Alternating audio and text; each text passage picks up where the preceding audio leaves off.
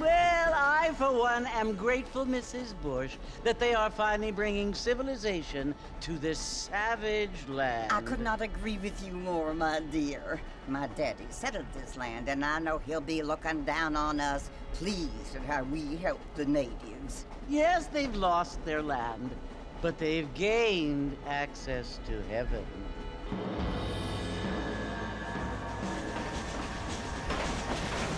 But Father, do you mean unless an innocent receives communion, they're destined to go to hell? That hardly seems fair. What I mean to say, Jenny, is that there is a great deal of difference between an innocent and a savage. I never thought of it that way. Yes, they lived like animals, but they're happier now.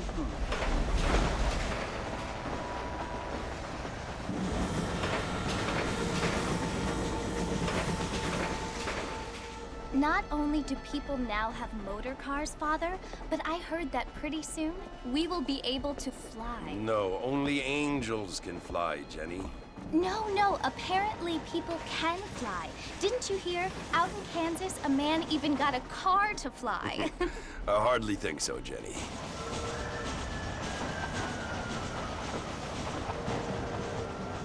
Apparently, Mr. Johns wants to run for governor, which is why he's so concerned with cleaning up the state. Nate Johns. Yes. His family is nothing but hillbilly trash that came here after the war. I don't want to be judgmental, but this state should not be ruled by such a disgusting family. A family without class. Apparently, the Johns family have made a lot of money, and he has a lot of friends in politics. Mrs. Bush, money isn't everything. There are many things that money cannot buy. It seems that money can buy voters, though.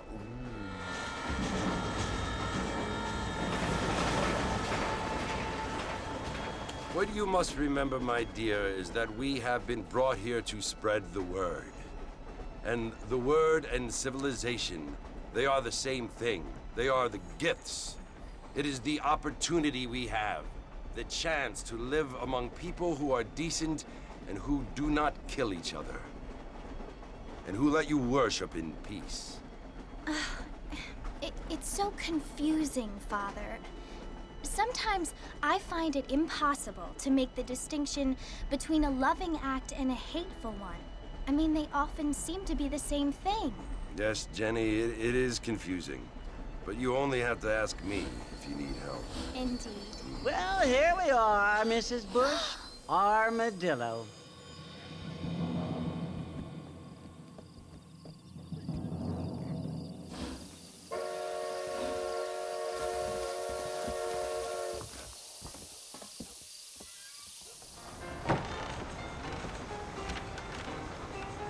Marston! Mr. Marston, over here!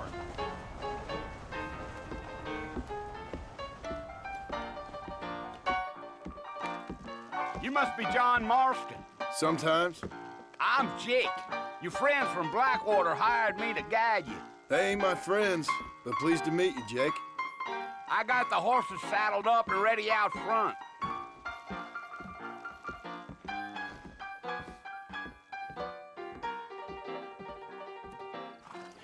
Listen, mister. This here is what's left of Fort Mercer. Some gang rode in and took the place over. So I understand.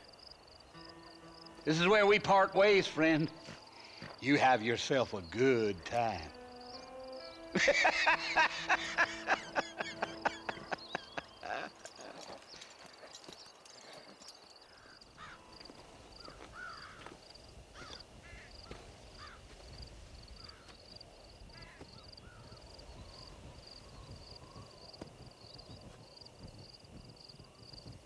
Bill! Bill, I've come for you! Bill Williamson!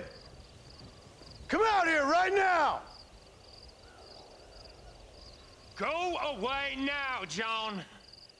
Don't make me kill you. Nobody needs to kill anyone, Bill. You must think I was born yesterday. You always did think I was an idiot. That ain't fair, Bill. You were as my brother. I've come to try to save you. Oh. Do I look like I need saving? Bill, please. They want to kill us all. I can help you. Well, you never tried to save me before. You only seemed to save yourself. Bill, I implore you think about this. You implore me? You implore me. You always were one for fancy words. Oh. Well, things are different now, John. Now I'm in charge! No more Dutch! And no more you. Implores. I implores you to go back and tell them to send someone just a little bit more impressive next time. Well? Oh. Poor John.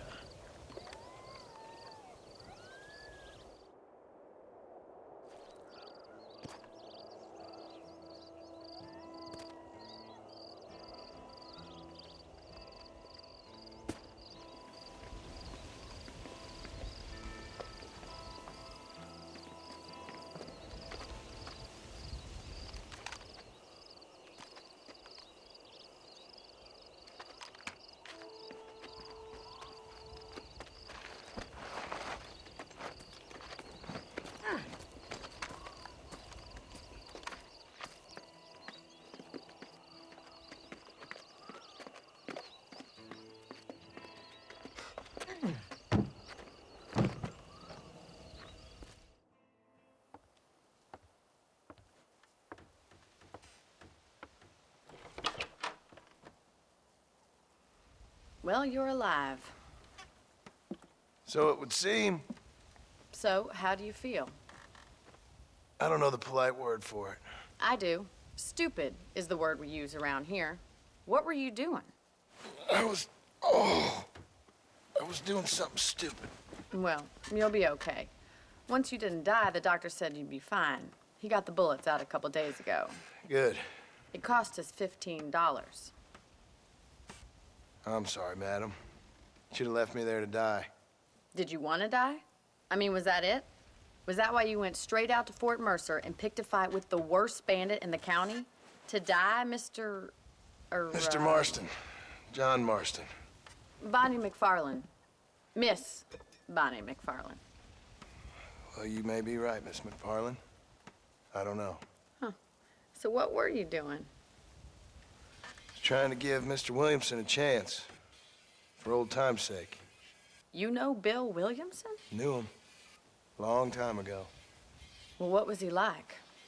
Dumb. Just like you. Thank you, miss. See my hat? I have. And, what will you do now? Now I'm gonna take my time and go after him the less kind way. Well, that sounds very fun, Mr. Marston. Quite heroic, just like in those penny dreadfuls my brother used to read. Meanwhile, if you'll excuse me, I've got a ranch to run. Of course, if you're feeling better, why not take a ride with me later? Help me patrol the perimeter. You can earn back some of that money we wasted on doctor's bills. Of course. And thank you. For saving my life, I mean.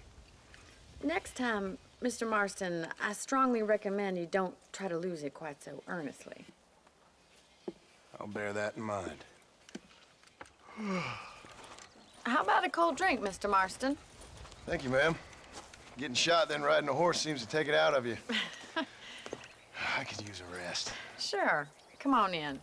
I'll show you the house, and then you can sit for a while. Thank you.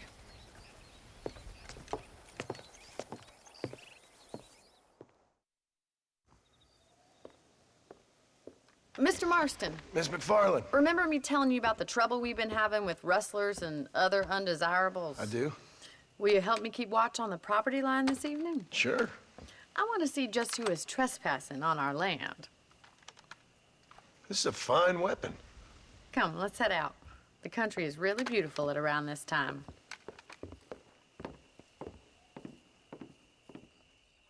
Thank you for your help, Mr. Marston. Makes me kind of happy I saved your life. Get some sleep and I will see you in the morning. Good night, Miss McFarland.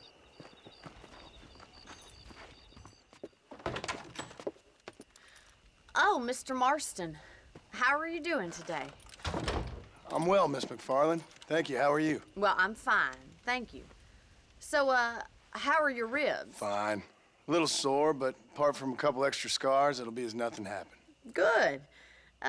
Come in, come in. You know, you never did tell me how you met that Bill Williamson or what you wanted from him. No, miss, I did not. Well, why not, if you don't mind me asking? I certainly don't mind you asking if you don't mind me not telling. See, it's a complicated and somewhat pathetic tale, and by telling you, not only would I be putting your life in danger, but also threatening the lives of some people that I hold very dear. Well, I apologize if I seem to be prying. And I apologize for my reticence. Hope you believe me when I say that it's simply out of respect for you. Of course, Mr. Marston. I understand that a city dweller such as yourself likes to have some exotic secrets, so us country folk are impressed. I'm no city man, miss. Yeah, but I saw you get on the train at Blackwater. You with those gentlemen in bowler hats?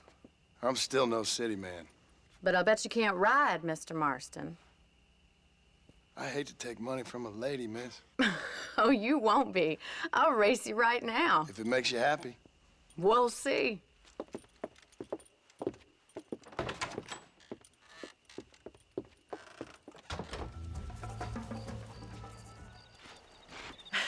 That was fun. Sure. You know, you should go pay the marshal a visit in Armadillo sometime. I'm sure he could help you deal with that nice Mr. Williamson. Yeah, I might just do that, Miss McFarland. You do whatever you think's best, Mr. Marston.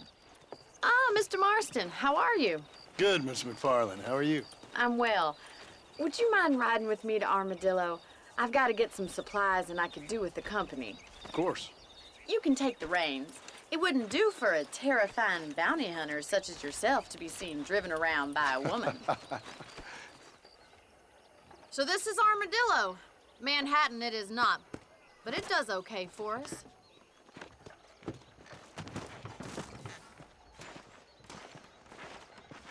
Most important thing for you right now is getting yourself into Dr. Johnson's office to purchase some medicine. The first one's on me. Thank you, miss. I'll pay you back. I'm sure you shall. The doc's a good fellow. He saved your life, so be polite to him. Meet me in front of the general store when you're done. Well, thanks for driving me. It was nice to be able to enjoy the view for once, and a little company never hurts now and again. You're more than welcome, miss. Least I can do. Thank you for the medicine. Why don't you have a look around Armadillo? You can always take a stagecoach back to the ranch later. I might just do that. Travel safely, miss. Try not to get yourself shot. I won't be around to save you this time.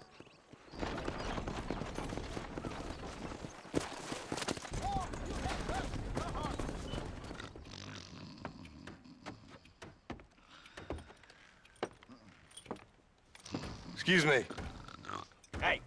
Hey, you got a visitor.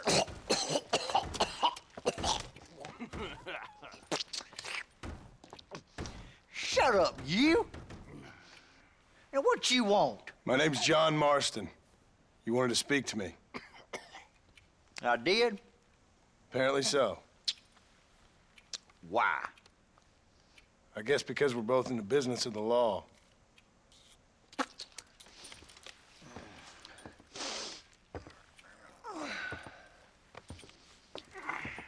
You that fella from the train company?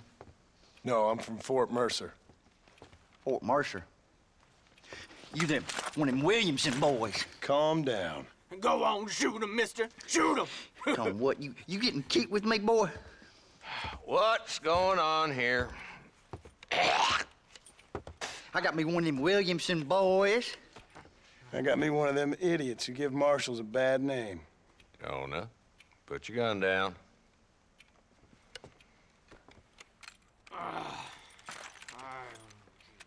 You must be the man from Blackwater. Yes, sir. Listen, that dog ain't too bright, but he seems loyal. Jonah, get out of here for a minute. Yes, sir, Mr. Johnson, sir.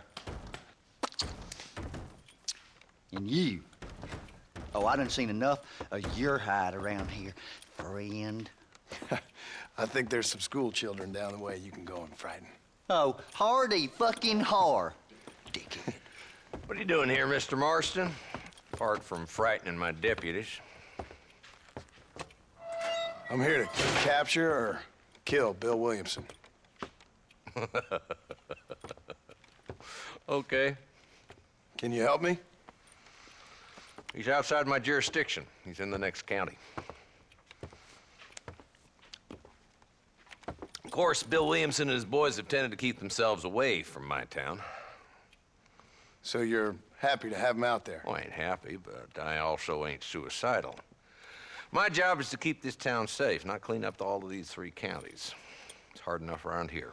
You know, I hear you speak, and suddenly I'm reminded of how some of the people I respected most in my life had a problem with authority. What's wrong with you? Well, I'm sure you and your fine friends have enjoyed spending your time running around pursuing noble causes. My cause is to keep this town from turning into a living hell for the folks who live here.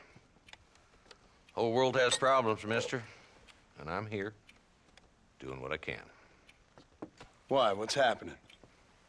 Right now, I got the railway, the people who pay my salary, trying to get me to turn a blind eye to them burning down settlements up there. I got a bunch of cattle rustlers out near Box Canyon needs shutting down. Not forgetting the gang that keeps murdering homesteaders out in the back country. And I got a bunch of hoods over in the saloon, drunk, threatening to shoot up the whole town. That's all I got today. But it's early yet. Give me a couple more days. There'll be more. All right, tell you what.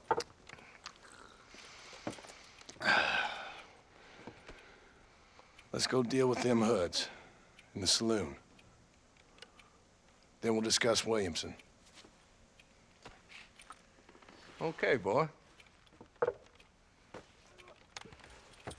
You're a persistent little cuss, ain't you? Only when things matter.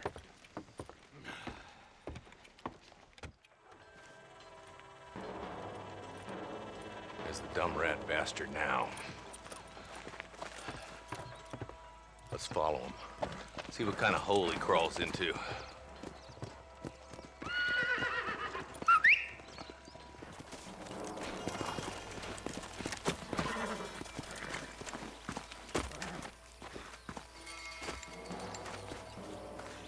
Looks like we got company, boys. Damn! Take cover! We'll work our way up this hill. Not a bad shot, Mr. Marston. Why don't you check in with me next time you're in town? I don't want to be no policeman, Marshal. Nor did I, my friend. I can promise you that. I'll see you soon, Mr. Marston. Yeah. Come on. Hello? Hello? It's Armadillo 731. What is it with these things? Hello? It's a new line. Hello? Hello? Sounds fun. What's happening? I have no idea. If it's important, they'll send someone down like they did with you. Suddenly, the world is full of theys. Yeah. I remember when we first got here. We used to consider people from Dade County to be exotic. Now guys can get here from the Midwest, and they can do it in 6 days. Things have changed. They've gotten away from me. Hello? I don't understand it no more, boy. Honest to goodness. I'm not sure I do. Marshal! Marshal! Marshal! I'd just been up in the canyon, spying like you said. I think I seen me a couple of them rustlers. I think it was the Ballard twins and a couple of Mexicans. They up there right now?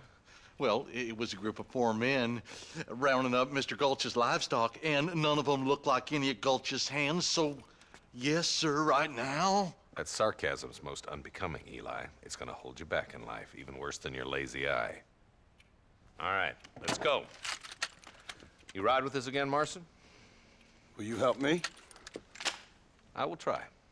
It'd be my pleasure.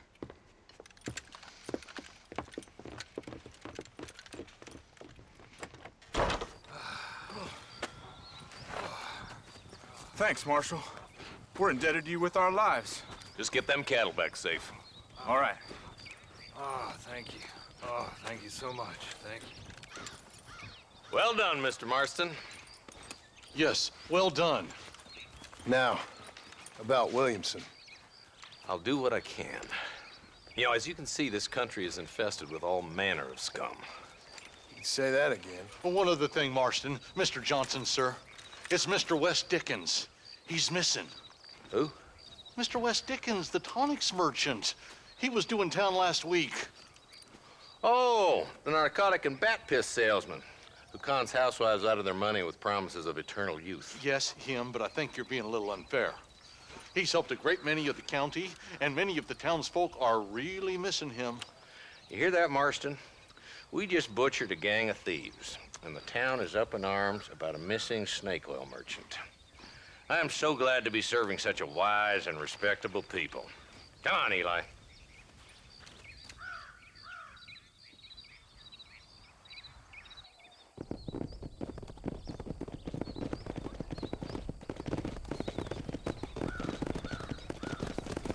Excuse me. Excuse me, sir. You need help? Mister, you alive?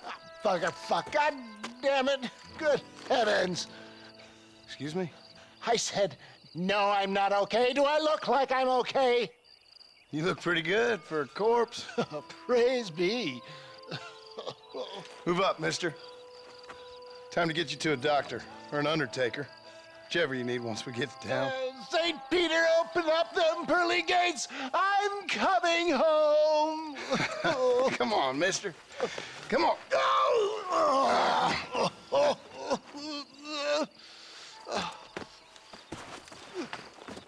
Hurry, sir. I'm bleeding like a badly butchered hog. You'll be fine. Just focus. You better take the reins. I don't think I'm strong enough. I'm finished. Done for. Just sit up straight, will you?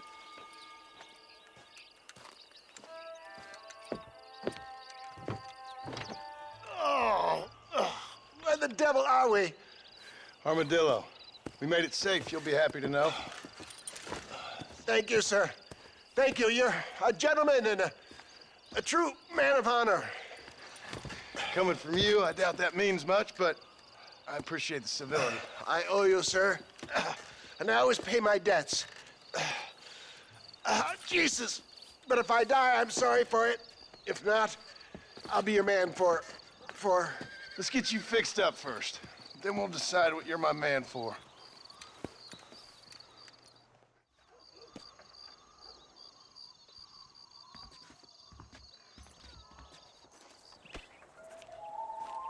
Mr. Marston, I've been hearing about your plans. Have you, Miss McFarland? Yes, from Lee Johnson, to settle here and build a life for yourself. I'm afraid those aren't my plans. See, I already have a life. Well, I had one, and I'm trying to reclaim it. Or maybe what you could say is I had two, and I'm trying to end one of them so the other can survive. You do so love to talk in riddles, Mr. Marston. Do you do that, I wonder, as a substitute for having anything interesting to say? Probably, Miss McFarland. Oh, call me Bonnie, you fool. Call me Bonnie. Miss McFarland, I'm married. I have a son. I had a daughter, but she died. Years before that, I rode in a gang. We robbed banks, trains, held people ransom. We killed people we didn't like. Bill Williamson was in that gang. Now, If I don't capture my former brother in arms, great harm will befall my family. Now, I don't suppose any of this is very interesting to you, but I hope it explains why I wasn't so eager to talk about it. No, I do understand. I had no idea. You poor man. Even in this new country, memories don't really fade. My father was an illiterate Scot born on the boat into New York. He never saw his homeland, but to hear him talk about it, you'd imagine he only ever ate haggis and wore a kilt. And he hated the English for what they had done to his great-grandparents that he'd never met. People don't forget. Nothing gets forgiven. That's true, especially when it comes to money. And you know, even now, after all his labors, my father's debts are still terrible. I worry every day about us losing the ranch. It would kill him. My father died when I was 8 years old. His eyes were, well, let's just say he was blinded in a bar fight south of Chicago. My mother died during childbirth. She was a prostitute and he was her, well, I don't know what he was. So I was sent off to an orphanage and ran away and fell in with a gang. My word. What a difficult life you've lived. The leader of the gang taught me how to read, taught me how to see all that was good in the world. He was a great man in a way. But you killed people. Sure. And I've suffered for it. And that's the life I left, or tried to leave. Said too much, Bonnie. I'm an uneducated killer, sent here to do all I can do well. Kill a man in cold blood so that another man may do his part to cut crime in an area, and a rich man can be elected governor on the back of these promises. Civilization is a truly beautiful thing, Mr. Marston. Listen, can you help me? Well, I can try. What do you need, money? No, nothing so complicated. I need an extra hand to take out the herd to pasture. Sure. Point me in the right direction.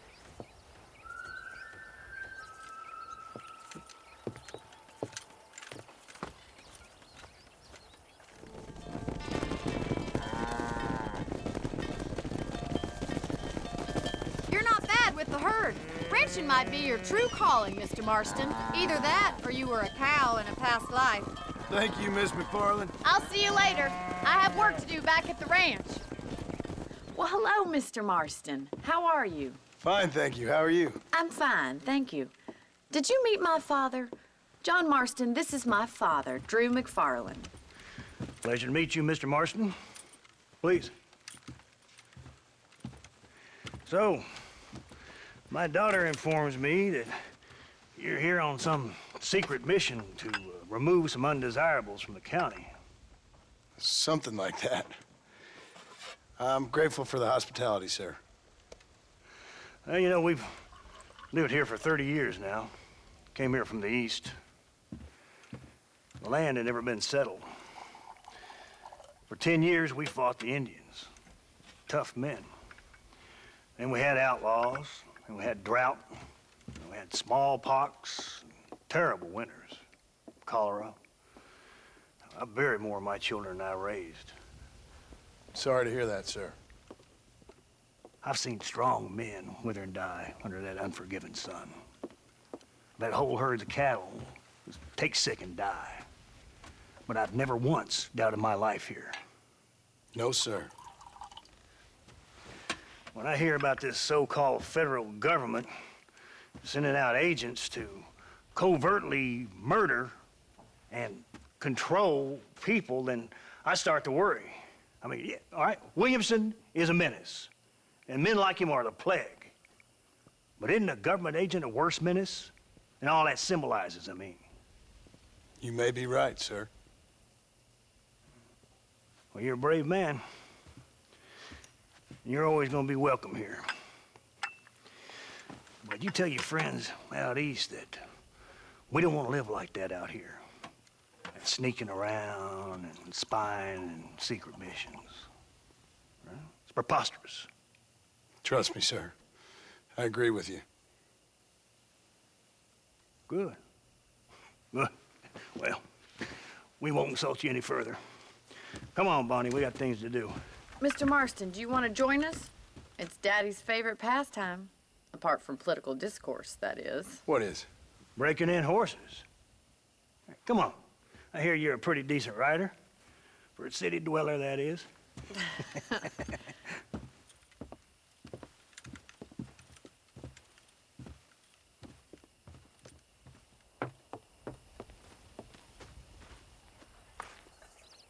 You're gonna need this, Mr. Marston.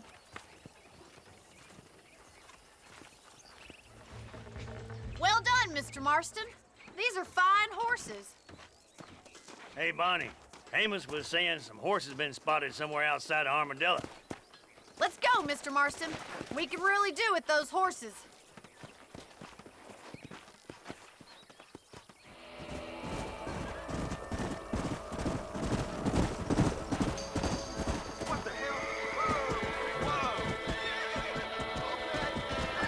Looks like we got the lot of them.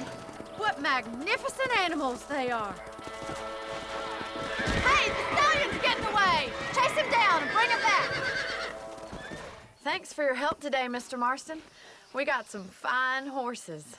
You know, why don't you keep that stallion as your own, as a thank you from all of us? Thank you, ma'am. He's a fine animal.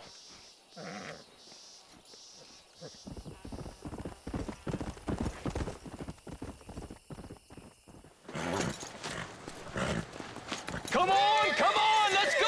Amos! Get him in there! Come on! Amos!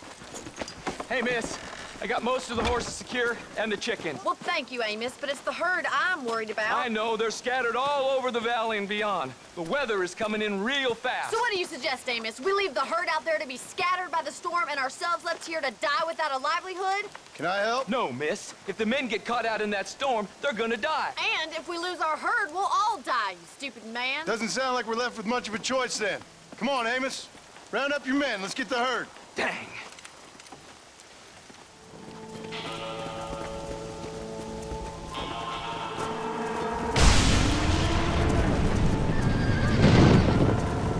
There's Boots!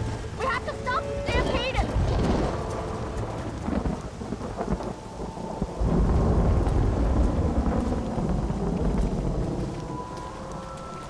You saved the herd back there.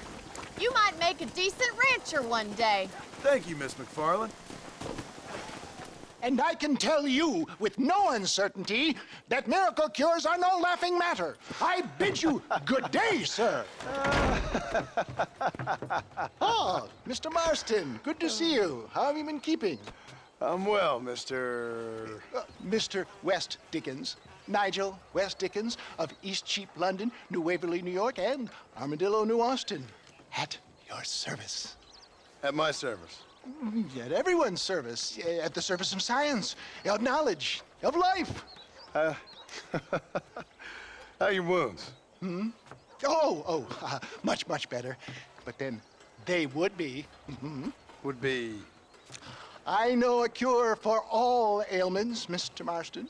Ah, I'm sure you do. And I'm sure for just $2 an ounce, I could live forever. Oh, but for you, sir, I'd do a bulk discount rate of $1.95 an ounce, as long as you buy 100 ounces or more. That's a lot of immortality. Give it up, old man. That's Mr. West Dickens to you, boy. Give it up, old man. Listen, Marston, I'm broke, but this stuff is good. It works. I need a healthy young man like you. Come along, let's ride over to my newest customer at Ridgewood, and I'll explain while we go. Okay. Friends, hard-working souls of Cholla Springs, gather round, gather round. Do you suffer from rheumatism, lumbago, acute chronic sciatic, neurologic, or inflammatory pain? Well, I represent the only company that makes the genuine article that cures headaches, neuralgia, earache, toothaches, backache, swelling, sprains, sore chests, swelling of the throats, contracted cords and muscles, anxieties and ravaged nerves, stiff joints, wrenches, dislocations, cuts and bruises, and it adds vitality and vigor to the healthy man. But can you prove it, old man? Oh, I'm sure there's some customer here who could prove the qualities of it by taking a drink right now. You, sir, come up here. Step right up. That's the spirit. Ladies and gentlemen, pay close attention. This poor, wretched volunteer, entirely unknown to me, will demonstrate the effects of Dr. West Dickens' own patent tonic. Be you a cowpoke or athlete, this miraculous elixir developed with the wisdom of the East keeps the muscles supple and relaxes the cords. It loosens the joints and gives a feeling of youth and vigor to the whole system. Not possible, I hear you say. Well, doubt no longer. Faith can move mountains, but I ask not for faith. I am a man of science, and today science will be vindicated. Your eyesight has greatly improved. Is that not so, friend? If you say so. That's right, it is. You heard him. What a good sport you are, sir. Now, gaze over yonder at that porch.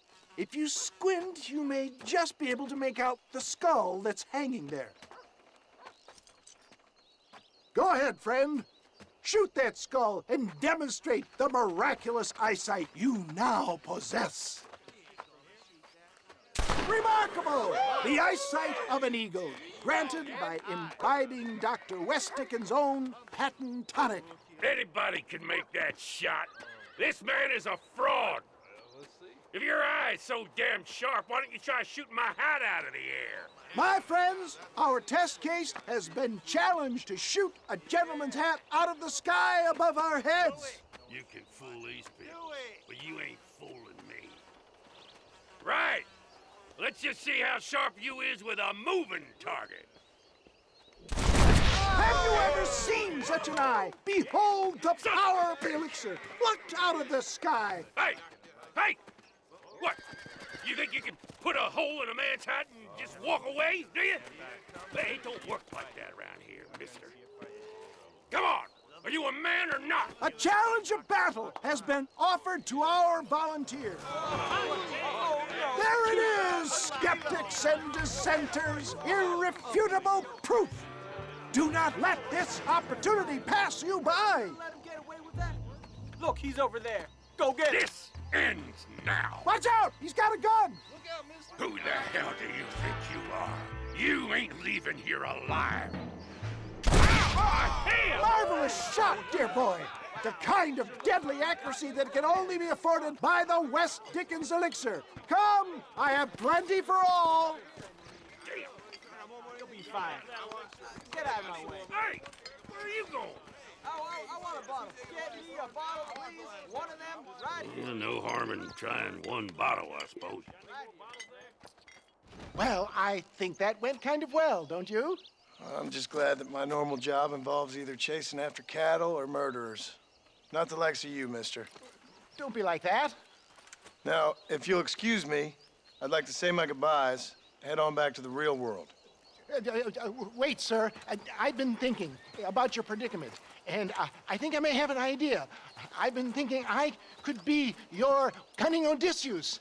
Beware of the Greeks bearing gifts, sir.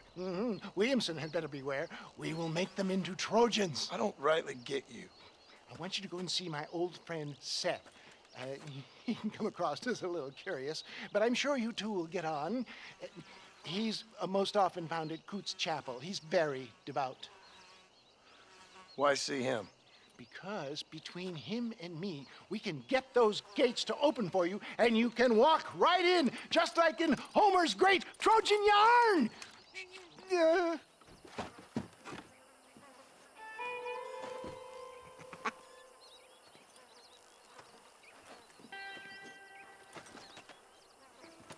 Excuse me, are you Seth?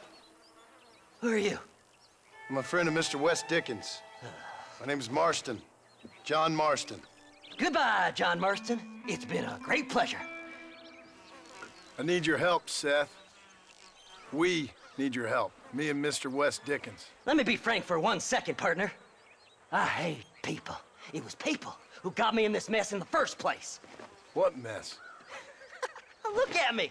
Look, scrambling around, looking for maps, half insane. I ain't washed in 6 months. My hair falling out, my mind's going. What happened? What happened? My partner. He stole half my map. I never would have done that to him. Never. Look at me. Who did this to you? My partner. My boy, my man. Moses Ford.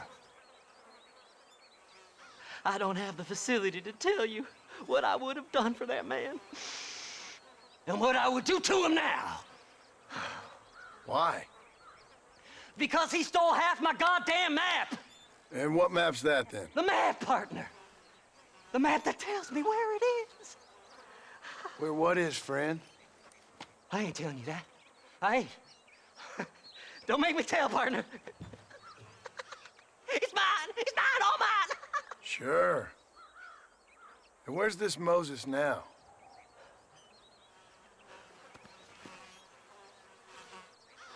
He's at Benedict Point. The law got him for exhuming. Some people, they feel differently. Not Moses. Him and me are the same. The self-same. Well, come on, Seth. Let's go see Moses, get you your map back. Then maybe you'll help me.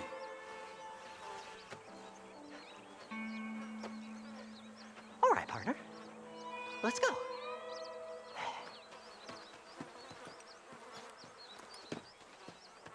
All right, this is it. Let's stop here a moment and come up with a plan. As far as I know, Moses is being held in that shack.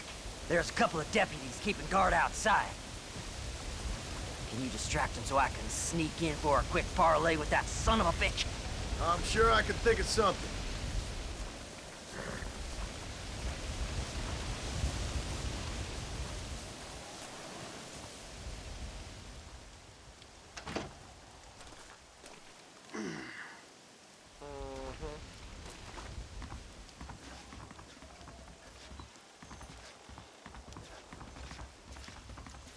Lead them away from the shack and out of sight. Somewhere out past that hill.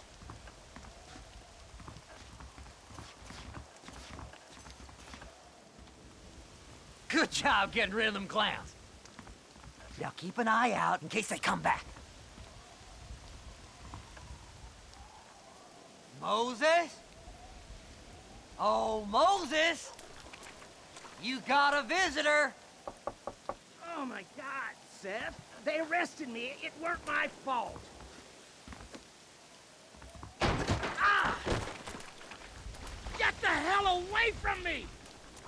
Get that slippery bastard! I need him alive, though! Moses, you son of a bitch! Where's my damn map? Damn you, Seth! Damn you, Seth! You've always been a twisty little freak. I ain't telling you shit.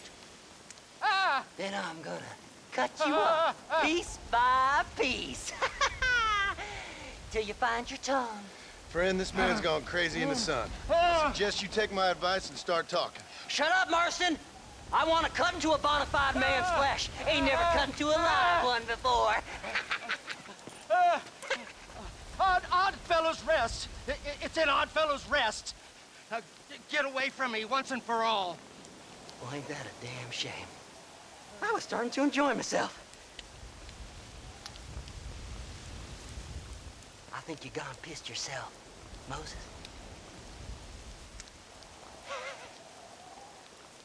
Those deputies went and put a bounty on your head. Best we clear it now. Don't need the law on our backs. I don't have no money, but I got me a pardon letter. Here, take it. You earned it for helping me with Moses. Come on, we can pay it off in the telegraph office.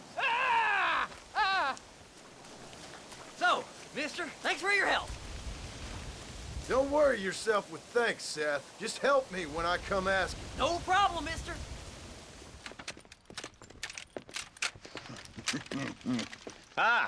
Since you're here, you want to make yourself useful? Not particularly.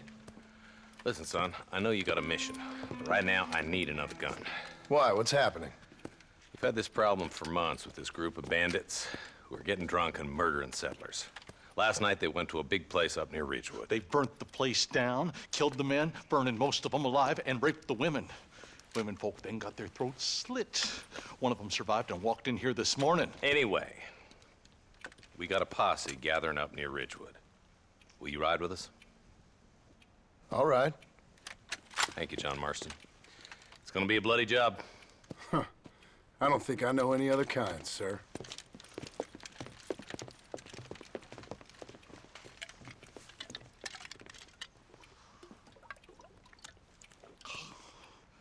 Hey, wait up! Ain't no survivors here, Marshal!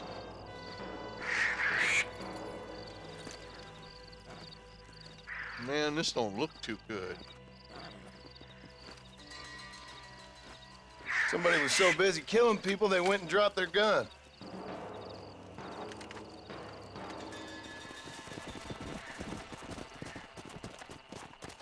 Man, more dead bodies.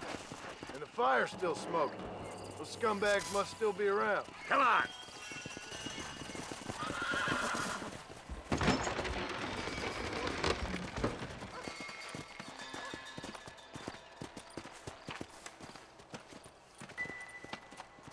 Holy sweet mother of mercy. Please don't shoot me. Some bandits came by and took us hostage. They're holed up in the farmhouse. Some of my family is being kept hostage inside.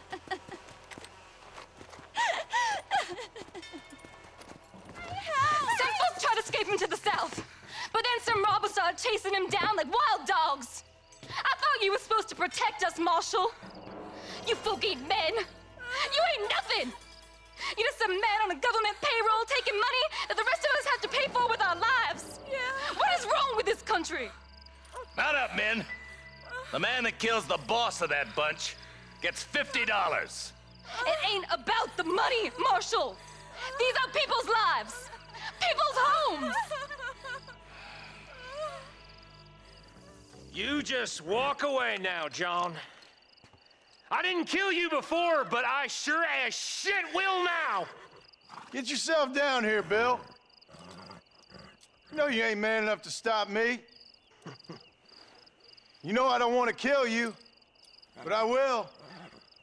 You always did have a high opinion of yourself, John. Dutch always said you were an arrogant son of a bitch. I guess he was about right.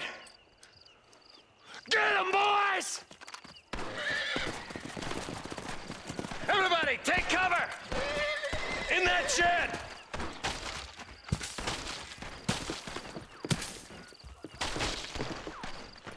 Hey, look what I got here. There's something that you're still breathing. Come here, boy. Come on, Bessie. Give. Oh. Norman Deek. Fuck! Nice to see you again, buddy. Thanks for your help, John. Norman here is gonna help us get to Bill. Ain't you, Norman? Thank you, Mr. Deek. Mighty kind. Fuck you! Hog time. Let's get him to jail. Excuse me, Mr. Marston. Have you seen my father anywhere? No. He went out this morning to ride the land and was supposed to be back hours ago. I don't know. The ranch hands have been out looking, but so far they found nothing. Well, come on, let's go look for him. Daddy! What happened? Nothing nice. Rustlers, I guess. Maybe the Baller twins, that bunch. Now you head back to the ranch right now and fetch a wagon. Yes, sir. Marston, you watch after her. I'll do that, sir. We can't get through the doors. It's too dangerous. He got the door open.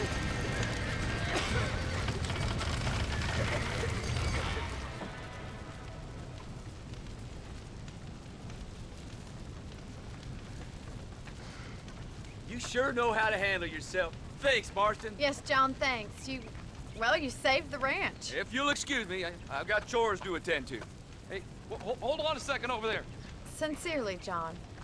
Thank you. Well, did all I could, Miss McFarland. Sorry about all the damage. That gang seems to really want you out of here. Yeah, well, my father fought Indians. I scarcely think we're gonna be frightened by some white trash. White trash can be pretty frightening. Well, they don't frighten me. Good. John, my family owes you a great debt. I think you got enough debt. You saved my life. All I ask of you is this. If I get back home and get my farm started back up, you'll sell me some cattle. I prefer doing business with people I know. Of course, Mr. Marston. It'd be my pleasure. Well, you get some rest. I've got to go see how my father's bearing up.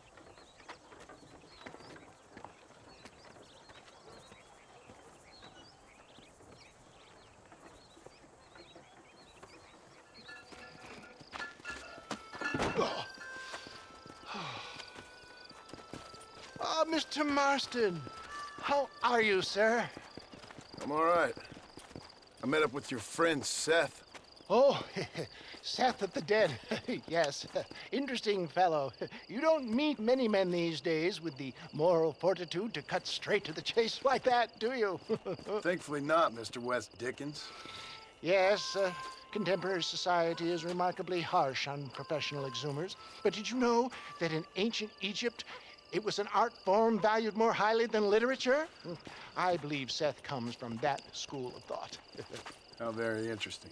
Look, you thought any more about our plan? Your plan, dear boy, your plan. I am merely the help, not mercifully the arbiter of wisdom. What you are, dear boy, is the man whose life I've saved twice now. A man who sells lies and deceit to unwitting people.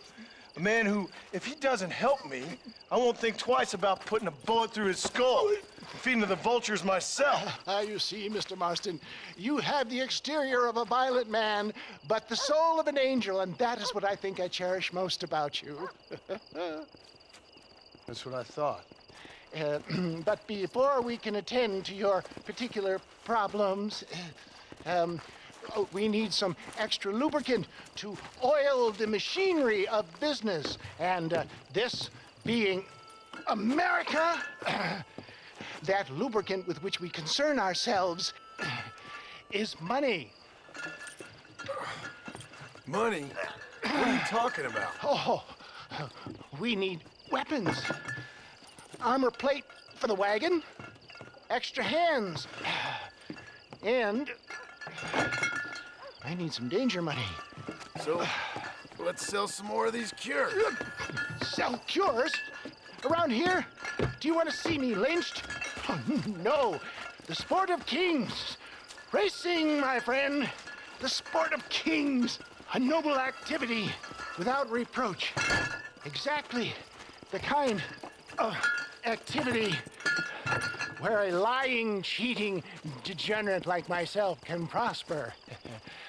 But come, let's finish the loading and we'll discuss it as we drive.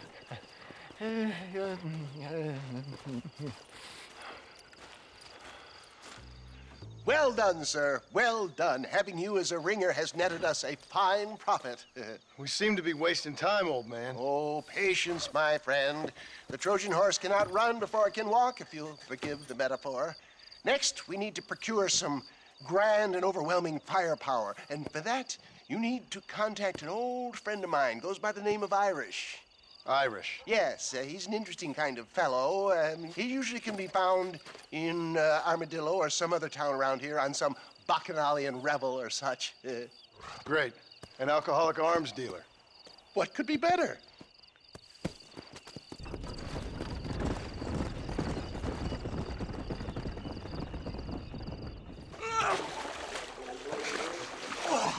yes, boyo.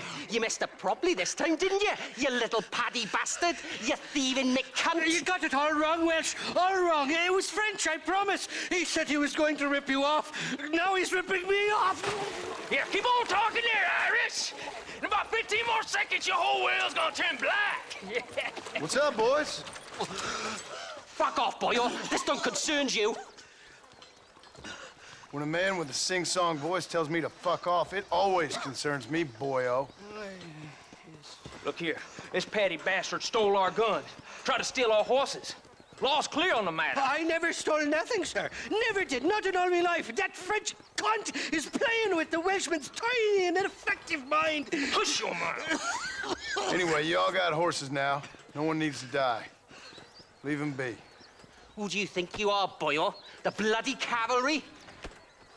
Your voice is really starting to get on my nerves, boyo. And you're getting on my nerves. Yeah. Mr. Nigel West Dickens said you'd help me locate a machine gun. And since I just saved your life... I can't thank you enough for taking care of those two degenerates. Untrustworthy, poor in personal hygiene, lacking in the finer qualities of a gentleman. What about the gun? It'd be my pleasure. She's magnificent, government issue. It'll be a bit of a ride, but we'll get there soon enough. Follow me, fella.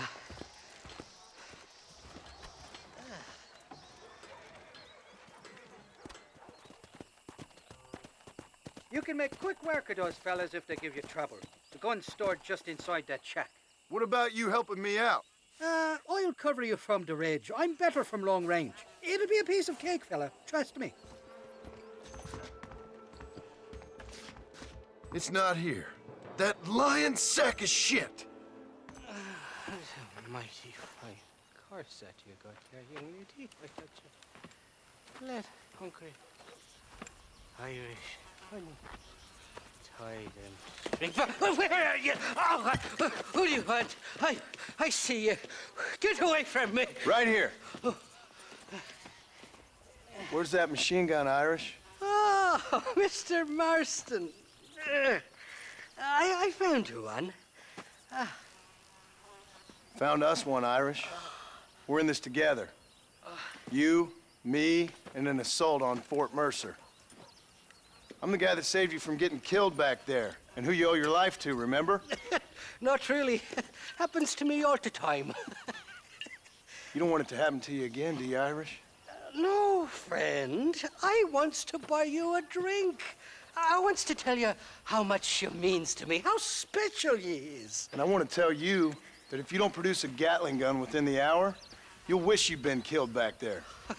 It's the whiskey, sir. It gives me the memory of a newborn babe, as innocent as can be.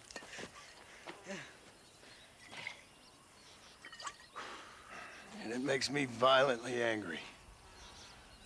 Shall we go look for that gun, sir? Yes. Let's do that.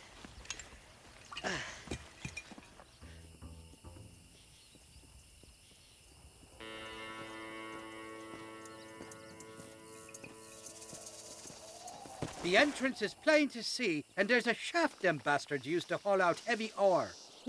I mean you, can use that lift to get you and the gun to the surface. I do it all myself, but the mines play havoc with me sinuses. I'll find us a fine place to hide these horses, and then return with a borrowed flat wagon. I'll meet you at the mouth of the mine shaft. And Irish, I strongly advise you don't run off this time. I thought I'd be looking at your corpse being hauled up this lift. Load up and I'll engage the gears.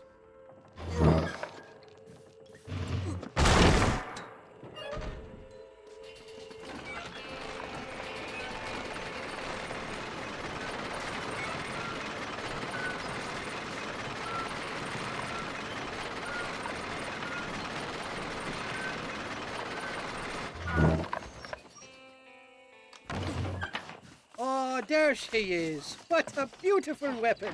God's own gun. Ain't that the truth? I got us a borrowed flatbed parked down. Let's go.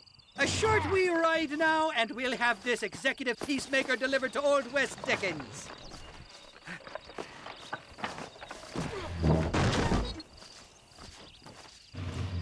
Just make sure it doesn't fall off on the way.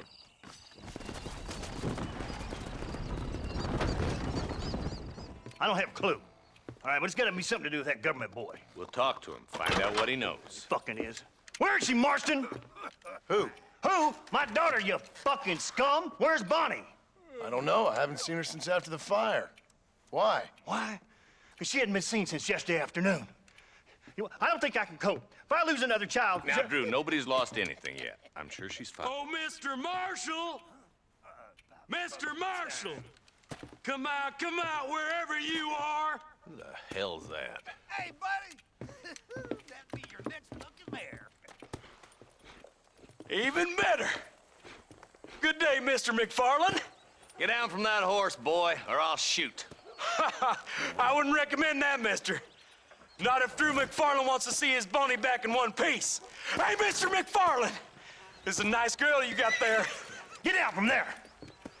You know, part of me's got to thinking I should just marry her myself. Give her a baby and that. What do you want? That's better. I want Norman Deek. I want him set free. Then you'll get your daughter back, mister. We don't do deals with outlaws, boy. Yeah, you do. Let's not waste each other's time pretending otherwise. Oh, government themselves ain't much more than a bunch of crooks. This is the land of opportunity, mister. And I'm giving you the opportunity to get your daughter back before 15 friends of mine take out all their anger and their loneliness on her. Where the hell is she? Where is she, boy? Bring Deke up to Tumbleweed in a couple hours. And don't get no funny ideas, or I will slit that horse throat myself.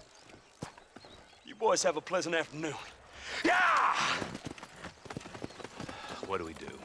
We do as he says. You and me, Marshal. Mr. McFarland, I'll get you your daughter back. I owe her that. Please do.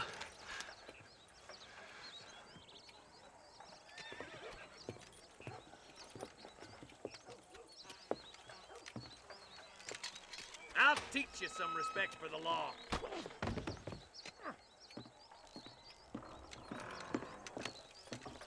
Hurry up, boy. Let's go. Quick as you can, Deputy. Make sure he's tied on good. Stay with me, Marston. I won't let anything happen to her, sir. Easy there. John, you'll be exchanging the prisoner for Bonnie in the middle of town. Keep your eyes open. I sincerely doubt these scum plan to play fair. Fair my ass. You bet. Besides, Norm here's gonna be my shield, ain't you, Norm? It'd be my pleasure.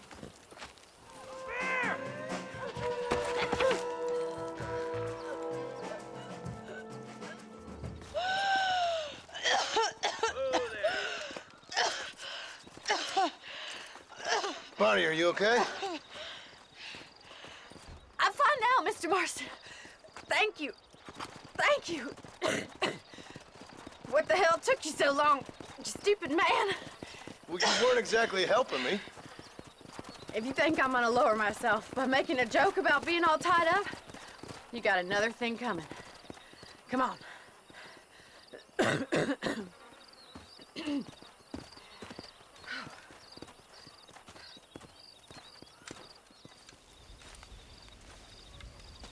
Mr. Marston, sir. John Marston. Mr. Marston, don't be so childish. Come on, sir, I implore you.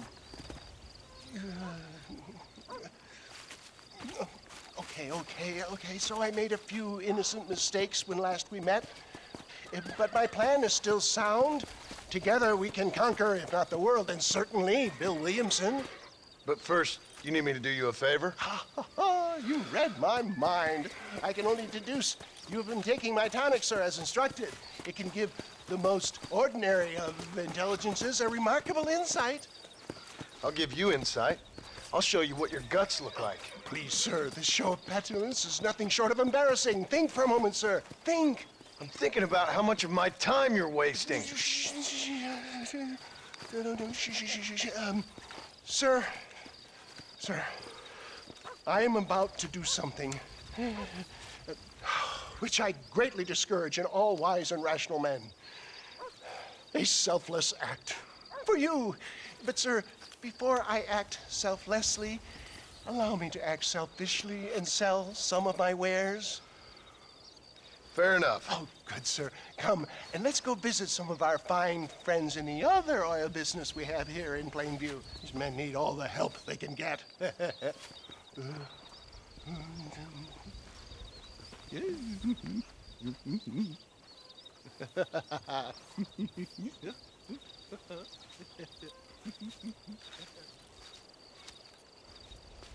Friends, hardworking souls of Plainview, do you suffer from rheumatism, lumbago, acute chronic sciatic, neurologic, or inflammatory pain? Well, I represent the only company that makes the genuine article which cures headache, neuralgia, toothache, earache, backache. Well, this man is a fucking charlatan. He just got done swindling us down at Cho Springs with this song and dance. I say we tar and feather him right now. I say we shoot the bastard. I think it's time we take our business elsewhere.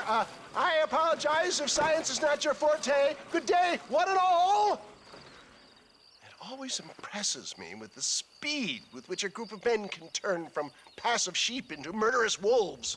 I'm impressed with how you nearly got us killed back there. Yes, perhaps we should shelve the tonics business for a period. Let's say we try our hand at racing again. There's a meet at Rathskeller. You're trying my patience, Mr. West Dickens.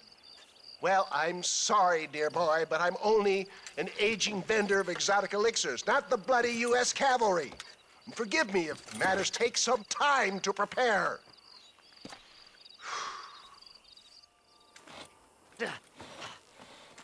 Seth. Hey, John. Hey, partner. Get what you need? Ready to help me? Not quite. Not quite ready. You see, I wasted a bunch of time looking for that last bit of map. And I got to thinking, Moses was a liar. And I imagined myself doing all kinds of unpleasant things to his corpse. And then I realized... Realized you were sick in the head? That you needed to move on with your own limited time on Earth? No, partner. I realized Moses weren't no liar. The issue was Aiden O'Leary, who said he had the body. Aiden died in that flu epidemic, and the bodies weren't even buried yet. Got the body sitting in the back of that wagon behind you? Yes, sir. You're not even gonna wait until they're buried before you... Well, they don't care, do you, boys? Honest folk off to a better place. Apart from that Aiden O'Leary fella, I never liked him.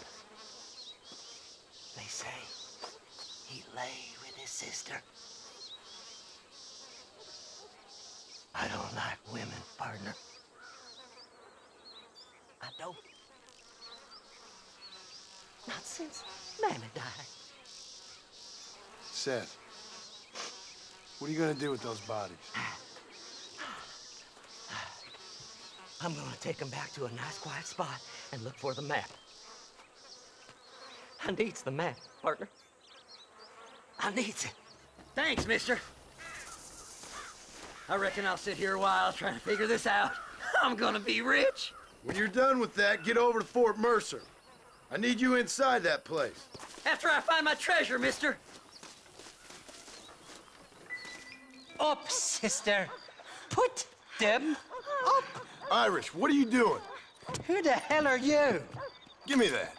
I'm your old friend Amnesia. Oh, good blimey. And I've come to tell you, if you ever pretend to forget my name or your debt to me again, I'll make sure you reach heaven before these two ladies. Now get down there. Oh, Mr. Marston. How are you? Ashamed. Ashamed to know you. What the hell's wrong with you, robbing these gentlewomen and ladies of the Lord? I thought they was doxies. Ladies, I'm sorry about this man. He's unfortunately lost his mind to the demon drink. At least I hope he has, and he wasn't this stupid all along. So, please excuse us.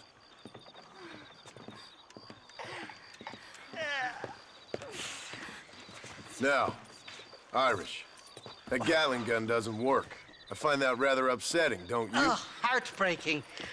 Which is why I was just coming to see you when the drink got the better of me. Come on. I know where we can find the parts for you. Motherfucking Mary. Shaky's made the arrangements, and he'll...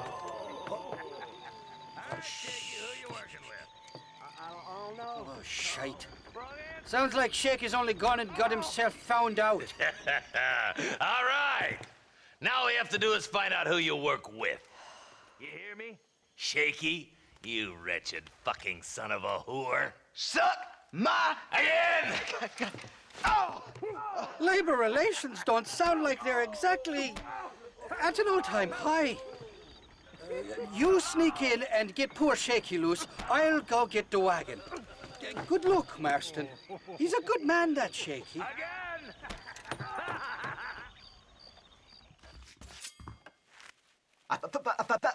Thank you for your kindness, mister. I thought I was dead, man. My kindness is only as good as the bullets you can fetch up for me and your friend Irish. Let me down, and you'll be a dead man. It's gonna be one hell of a fight. Now we're even. Half even, Shaky. You still owe me for them morphine pills to calm your nerves. Shaky. You'll get your half. More, you dirty fucking snake. All right, gentlemen. Let's go. Fucking fuck. Oh, my virgin ears. Impressive, Marston. We'll have Wes Dickens's wagon rigged and ready to go soon enough. Oh, it's like that, is it? Huh? Not talking to Seth today? Oh, the old silent treatment. Oh, whoa, woo-hoo. That's quite a stint. Hey, Seth. Seth, come back here. Oh, hey, partner. I was just looking for you. Looking for me? What? Over there? How you doing? I'm good. Well, see you later, partner. Where you going, partner? Nowhere. Okay. Nowhere wouldn't happen to be where that thing you're looking for is kept, would it? No, sir. No, sir. Come on, partner. Okay, I was just fooling. Partner, you know, the thought of that treasure does funny things to me.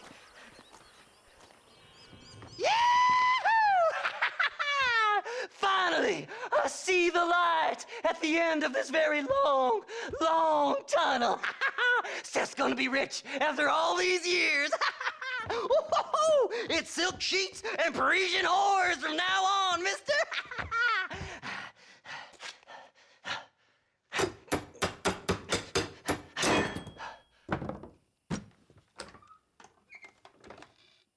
What the goddamn hell is this?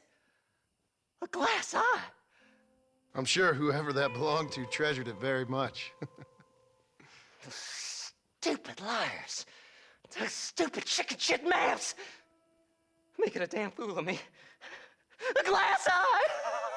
It's a glass eye! Stop with the tears and help me with Williamson's gang. And you can come up with another excuse to go exhume one of your old friends.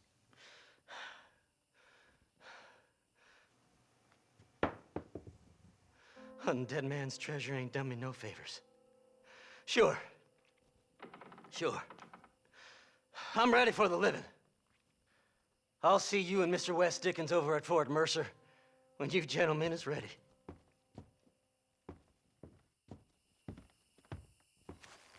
Mr. Wes Dickens! Ah, Mr. Marston! How wonderful to see you, sir. How wonderful. Are we ready then? Yes, sir. Nearly, sir.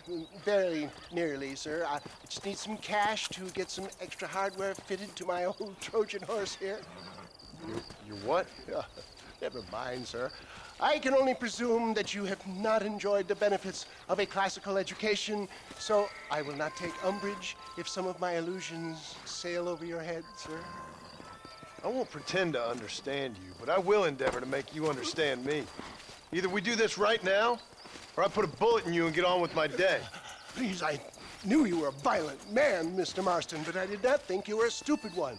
We need money to outfit my carriage, to turn a simple tradesman's vehicle into something more subterfuge. And I'm about to tell you how we are going to gain said cash. Now I know that you ride very well. So come, sir, to Rathskeller Fork. He came, he saw, he conquered. What a fantastic spectacle, John. Let's take a moment to bask in the glory of our victory. Have we got enough money now? All right. Yes, once Seth and Irish have furnished their side of the bargain, I think we should be ready. Quite a team we've assembled, don't you think? A bunco, a grave robber, and a drunk. How could things possibly go wrong?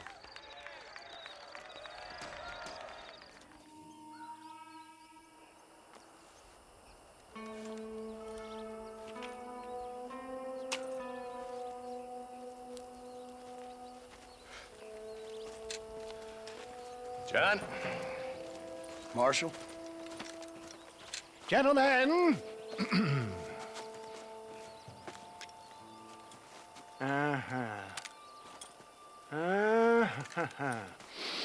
It's time. We must go. Why? What's happening? Seth has managed to get himself inside. But we can't leave it too long, or they will soon realize how very curious he is and remove him from the premises. Or slit his throat and watch him bleed to death. But for a minute, he will delight and amuse them. That's when he'll get us inside. Okay. Marshals of the law, when the shooting starts, take that as your cue to start awarding each other medals. Huh? I mean, take that as a cue to get inside and clean up the mess. Oh. All I care about is Williamson. It is vital we stop him. Agreed. That man is a stone-cold killer. Williamson's a proud fool. The question is which will win out between his pride and his instinct for survival.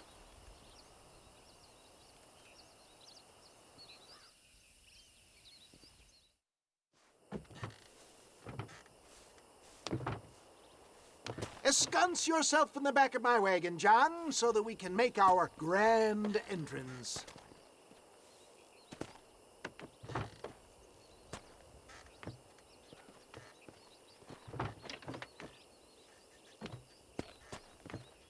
Come on. Let's go!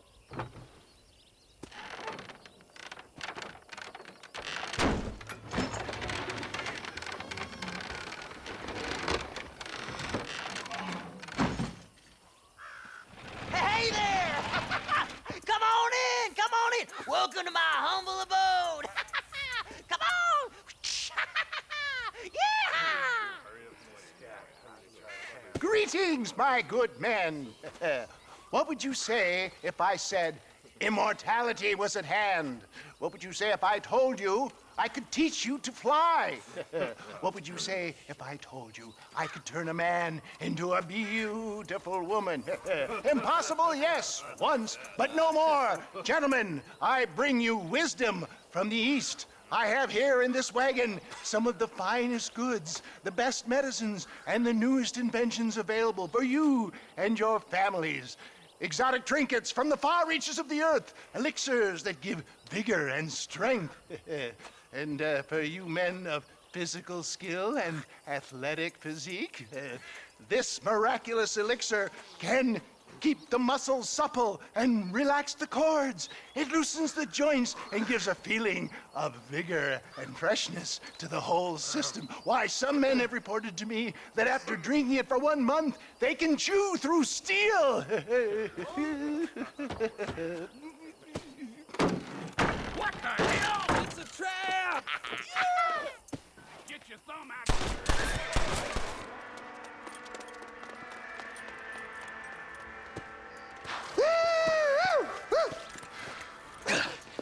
Fucking dang pig! Them cocksucking son bitches escaped the other side of the fort! All right, let's go. That's the last of them. We still can't find Williamson anywhere. Hey, it's the snake oil guy! Gentlemen, let me in, for goodness sake! That fool must be hiding. Men, it is time to start tearing this place apart and find out where he's cowering! A sense of urgency here, please! Open the gate! It's the snake oil guy! Get the goddamn gate open and lock it behind him! Oh, we've got company, gentlemen. These scoundrels have got reinforcements riding this way. Oh, my good Lord above! There must be 100 of them!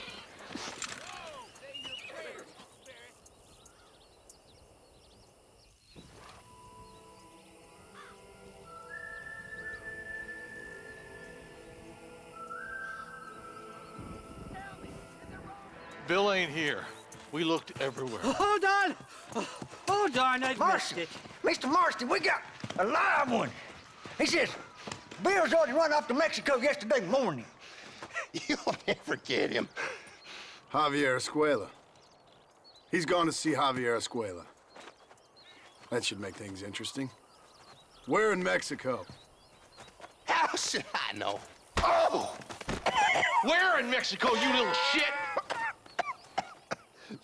Someplace near Chuparosa, I think he said. That's bandit country. Chupa feckin' Rosa. Well, I'll take you there, John. I'm real popular down there. You just meet me at the ferry. I've got lots of friends down south. I'll see you at the ferry, Irish. I'll just get me things. I'm sorry about this, John. I guess you'll be heading to Mexico? So it would seem. How is it down there? Wonderful. A sweet, peace-loving people with the love of social justice. May you always find coin in your pocket. It's been a pleasure spending time with you, boy. You too, Mr. West Dickens. Marshal? All right, boys. That's enough.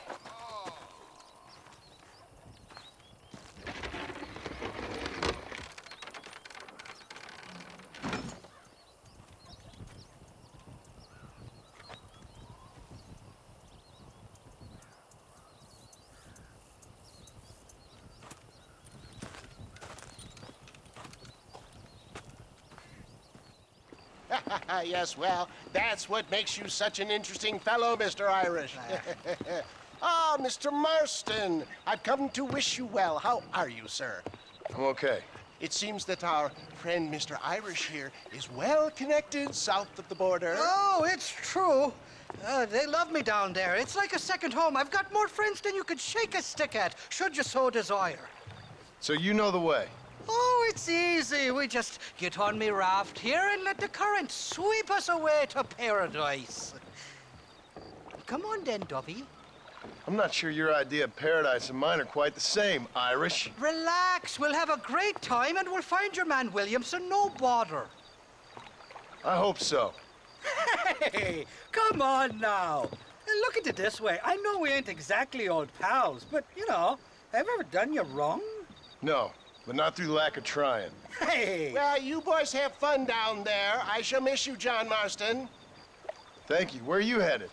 Oh, me? Oh, London or Paris or maybe Peking. I'm a traveling man, sir. This land is much too small for the likes of me. Well, try not to get yourself killed. Oh, well, yes, we men of science are not a very loved bunch in this land of myth and superstition. I'm off to the civilized world where men like myself are revered and given medals. Ha! Have fun. The same to you, sir. The same to you. Oh, these horses look fresher. And healthy. Before you degrade these poor fools any further, tell me where I'm headed. Of course, of course. Let me think. You do know people down here, aside from your friends who welcomed us on the way. Yes, I think so. I was real drunk last time I was here, John. You know how it is. I met an American guy, saw him shoot a man, drank with him in the village of Chuparosa. Funny guy. Or was that Canada? No, that was Canada. Guy here, not funny, but he's real nice. Failing that, you could try the provincial governor, Colonel something or other, some Spanish name. He's based out of Escalera. I played three-card stud with him. Or was it four-card Monte? I forget. He was a real nice chap. Or maybe he was a real bastard. I was real drunk last time, John. Well, thanks a lot for your help. Oh, let me guess. You gotta be on your way. The famed hospitality isn't what it once was, and I've never been known to overstay me welcome. So off I go to greener pastures. Good luck, John. You're an angry and a feck ugly man, but not a bad one.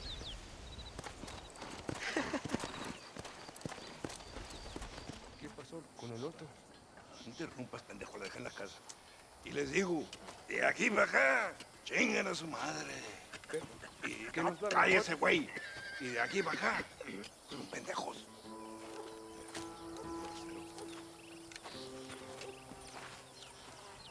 ¡Hey, gringo!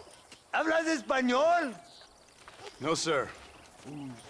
Pardon, pero yo habla un solo poquito español. Poquito. ¿Habla English? Oh, sí, gringo. Hablo mucho inglés. Sí. Hablo filthy fucking bean eater. Hablo slippery little Mexican. Hablo little piece of shit. Shit. ¿Comprende, amigo? ¿Comprende? Hey, what are you doing here, gringo? I don't remember inviting you to my country. I don't think you did, amigo. I mean you no harm. You mean us no harm? This is funny. What harm could you do to us exactly? Nothing, amigo. Now, I appreciate the welcome committee, but I'd hate to spoil a beautiful afternoon on such beautiful land with any further unpleasantries. Now, if you'll excuse me. Hold it, gringo. I think you're forgetting something.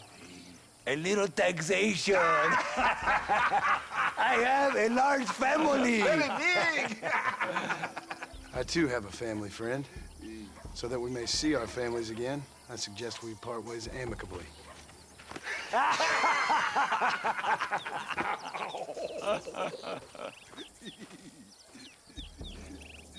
Can I see the boots, gringo? I think you can see him from where you're standing just fine, senor. Take off the boots, Americano. As you wish.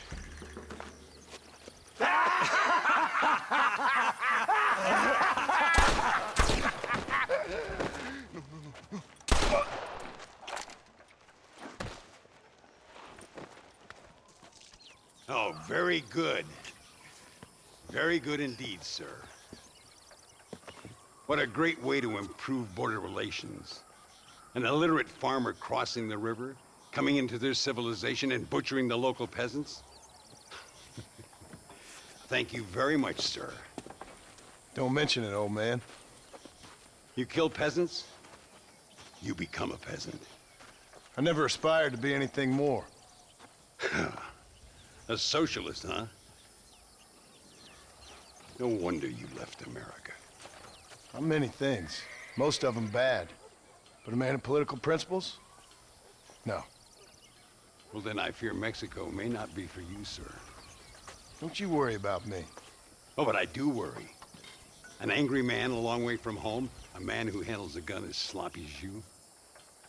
I can handle a gun okay, partner. Yeah, as long as you're killing quail or peasants.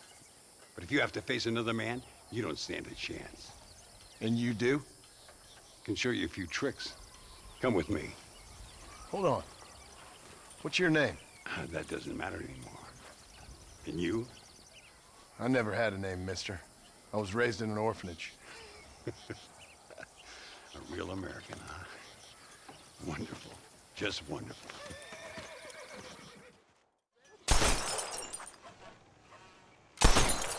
Well, you won't make it in the circus, but you can shoot. Keep on practicing.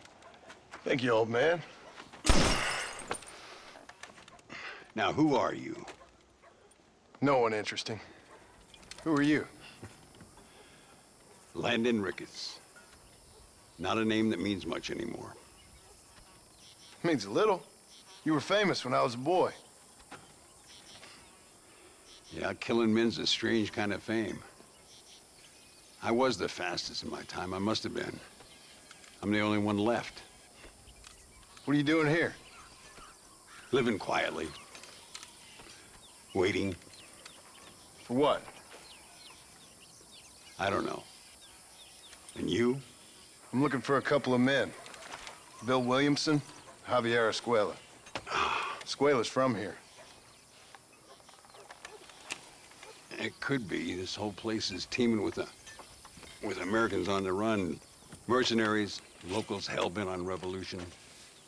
Revolution? Another one? Yeah. Never really ends. This whole place has been a hotbed for revolution since before the Spanish left.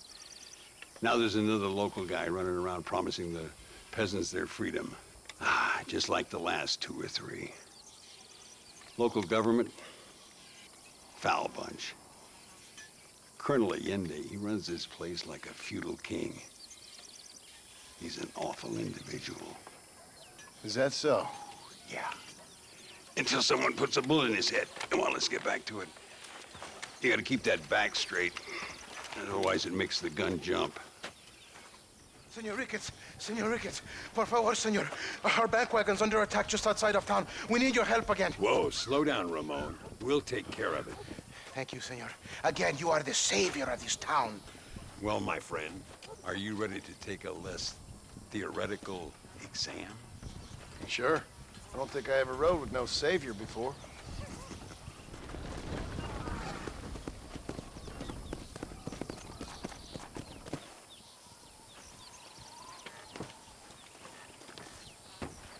Sano y salvo.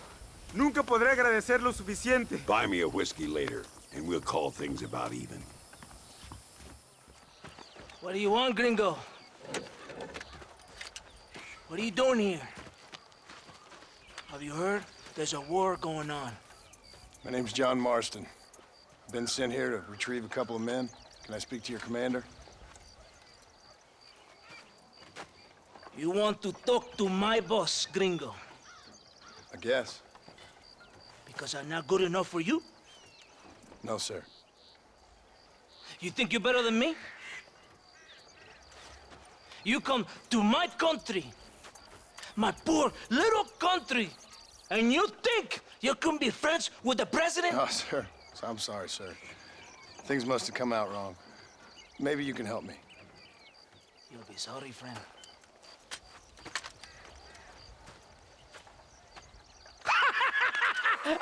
Relax, amigo, relax. Sure. Somewhere between a threatening stare and the soldier's arm to the teeth? Yeah. Yeah, you had me. Welcome to Mexico, amigo! Let's come eat, drink, and then we'll talk. My name is Capitan Vicente de Santa. John Marston. My country is in pain, John Marston. Terrible pain. The rebels have seized the people by the throat and destroy a way of life. I'm no politician, sir. And I am no soldier, Aquila. But we are both beholding to our time. A brave man, perhaps you've heard of him. Coronel Allende. He's trying to preserve the order in our province. To keep our civilization alive. It is tough. The people are confused and usually swayed. Sometimes in the service of what is right, you gotta do terrible things. It breaks my heart. I also am no moralist, sir. I wish I enjoy your freedoms, Mr. Marston. I'm trying to find a man, an American, an outlaw named Bill Williamson. I believe he came here to seek protection from another outlaw named Javier Escuela. You're no moralist, but you hunt outlaws? So it would seem. You heard anything of these men? I am the government, or what is left of it. Outlaws seek each other. They're possibly hiding with thieves and killers who pose as freedom fighters in the hills around here. They're united under one traitor named Abraham Reyes. Where could I find this Reyes? If I knew, I would be there, hunting him with everything that is true within me. Reyes finds you. Like cholera. Something like that. But it's possible, though. My men are trying to lure him into a trap. Possibly you could ride with us. And if everything goes okay, I'm sure the Coronel will help you. Okay.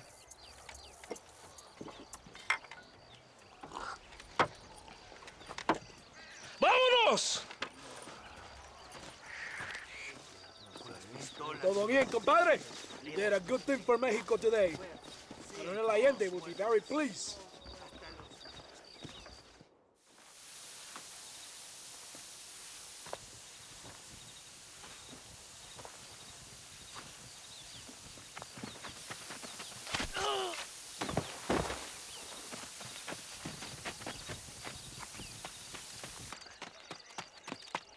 ¡Los rebeldes están robando el tren!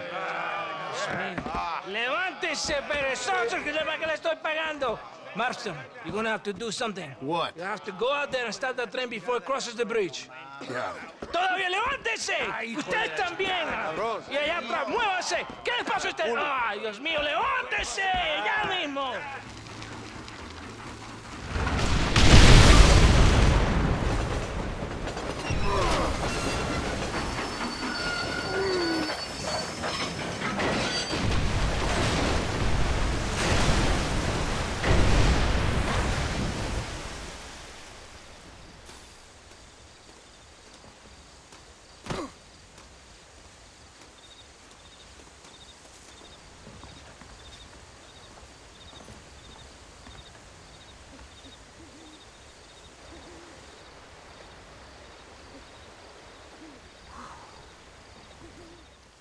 Eres llorón, maricón.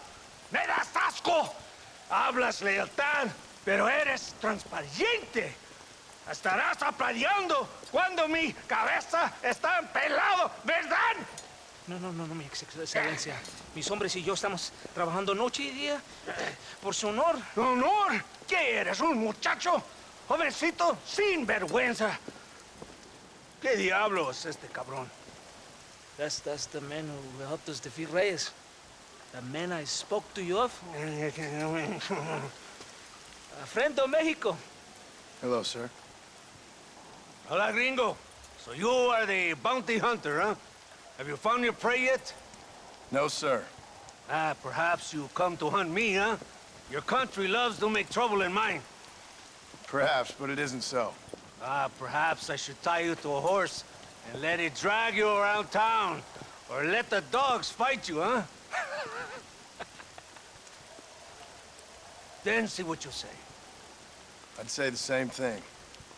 I'm here to bring two men to justice, nothing more. Your politics or ideas of entertainment are not my concern.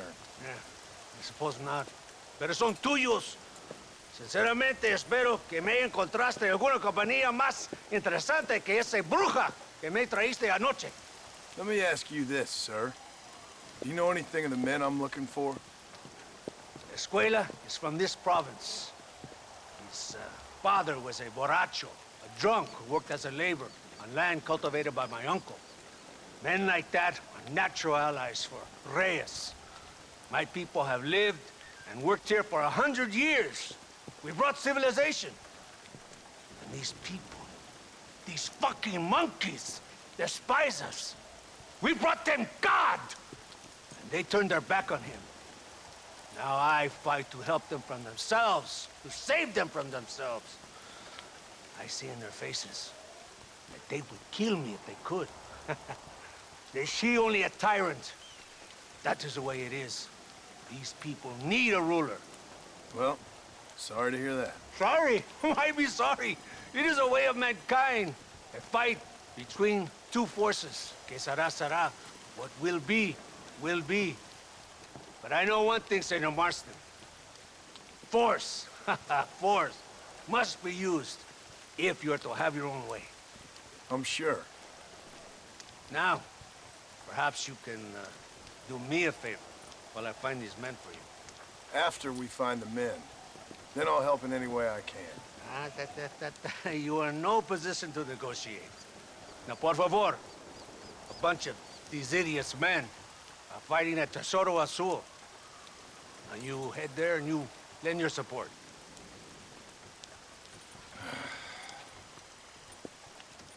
Baboso, ¿cuántas veces voy a decirte? No ponga detrás de mí. ¿Qué eres, cabrón? No está mi sombra. ¡Vaya! ¡De Santa! ¿Por qué tardaste tanto? ¿Y quién es este gringo? Octavio, por favor. Cada hombre ayuda. I hope you fight better than this little girl, gringo. Come, let's have some fun.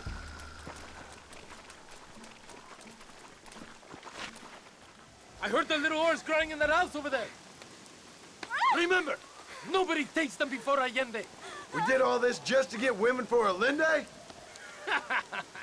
No, that's just a bonus. This village is riddled with rebels. Make sure they don't have homes to come back to. There are fire bottles over there. Use them to burn down some of these houses. And what makes you think I'd do that? You want to find Javier Escuela, don't you? John, you're helping Mexico. ¡Vámonos, muchachos! ¡Buen trabajo!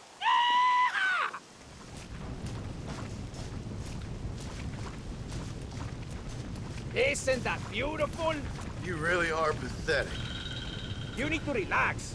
Come back to the villa and sample some of the new girls before they spoil.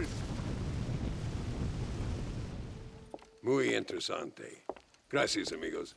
Mr. Marston, how the devil are you? I'm fine. How are you, Mr. Ricketts? I'm good. I'm glad you're here because these men were just telling me about Mr. Escuela. Javier Escuela? Emilio, let me ask you something. His nombre is Javier Señor Escuela? Is Javier to see? No sé, señor. He doesn't know.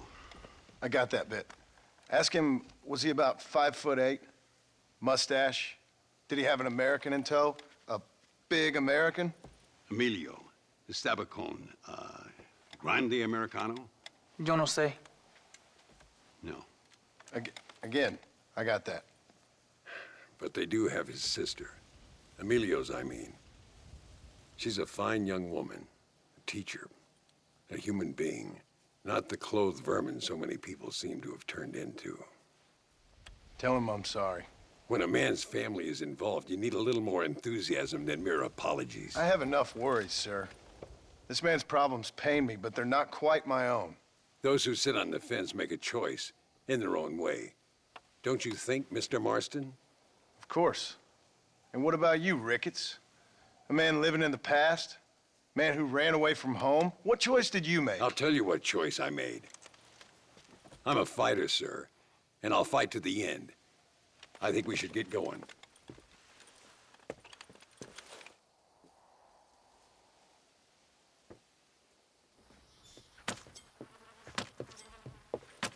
Carlos. See? We're here for Luisa. She's still being held up in the caves? Yes. She's still up there. Who's the cowboy? We're here to help. Muy bien. I can distract the guards. You and the gringo can get inside. Let's do it.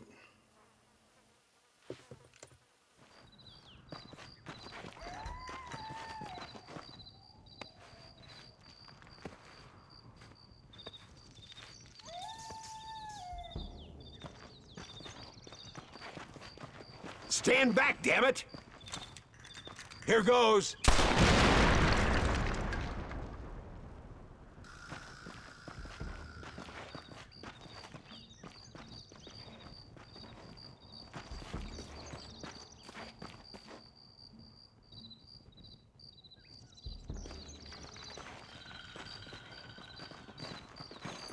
Come on, boy!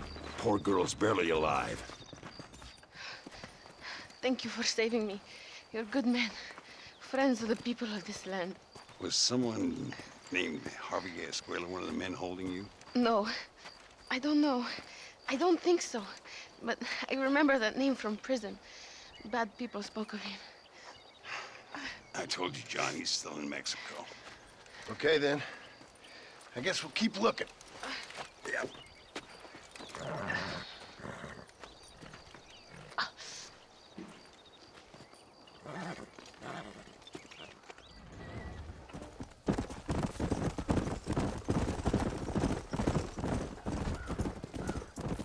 Mr. Marston, ride with us. We've been betrayed. What's happened? There's no time. Ride with us. Then we'll find the man you seek. Come. ¿Y dónde carajo están los otros que necesitamos? ¡Nos van a masacrar con estos pocos! Rebeldes que tú y tus hombres se habían encargado nos atacaron. Ten cuidado con ese tono de voz. Marston, come on. Ignore the stupid ape. Shut your mouth off his boy! Gringo, take that sniper rifle over there. We have men's work to do. Tengo hambre. Lo que sea, mujer. Amigo, ¿qué pasa? Killer like you deserves fine women and wine. The best pleasures Earth can give a man. I need some information, DeSanta. All in good time. My man and I will finish our business here, and we can talk back at Escalera.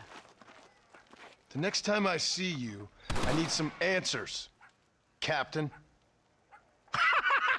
Go get drunk, go get a woman! Enjoy life! It's a beautiful struggle! Por unos pesos podemos retirar a mi cuarto y conocernos mejor, ¿eh? No me toques. Me gustan las... I fold. No tengo nada. Gentlemen, I thank you. Oh, yeah. Hey, Mr. Marston. How you keeping, sir? Just fine, thank you. And you? Oh, very well, sir. Thank God my wife died. Unlucky in love, lucky in cards. Garzon, champagne for everyone. Keep playing, Mr. Ricketts. Oh, I'm sorry, Herr Muller. I'll keep playing you in servitude for the rest of your life on Earth, if that makes you happy. Yes, I shall indeed, sir. Well then, your deal. Oh, Marston, would you like to join us? I don't think so. I'm just gonna have a drink. Oh, come on. Sit down. Sit down. Okay, then. Gentlemen? Hey. Na mach schon!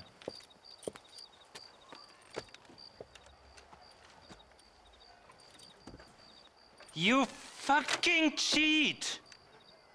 Excuse me? You fucking looked in my fucking cards, you fucking cheat!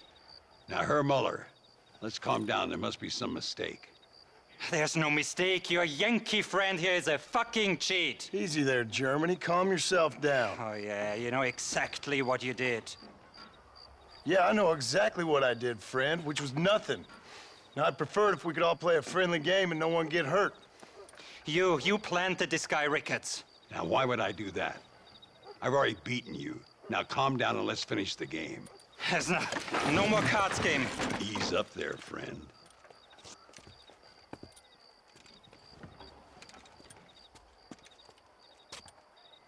There must be a name for this. An impasse, sir. An impasse. We could all die here and now. I'm not fighting you, Ricketts, but the Yankee him I don't like. He's done you no harm, Muller. He's done me no good either. Outside, winner takes the pot. The winner will take what he wants. The other man will be in no position to argue. Sanchez will be my second. As you wish, Germany. As you wish.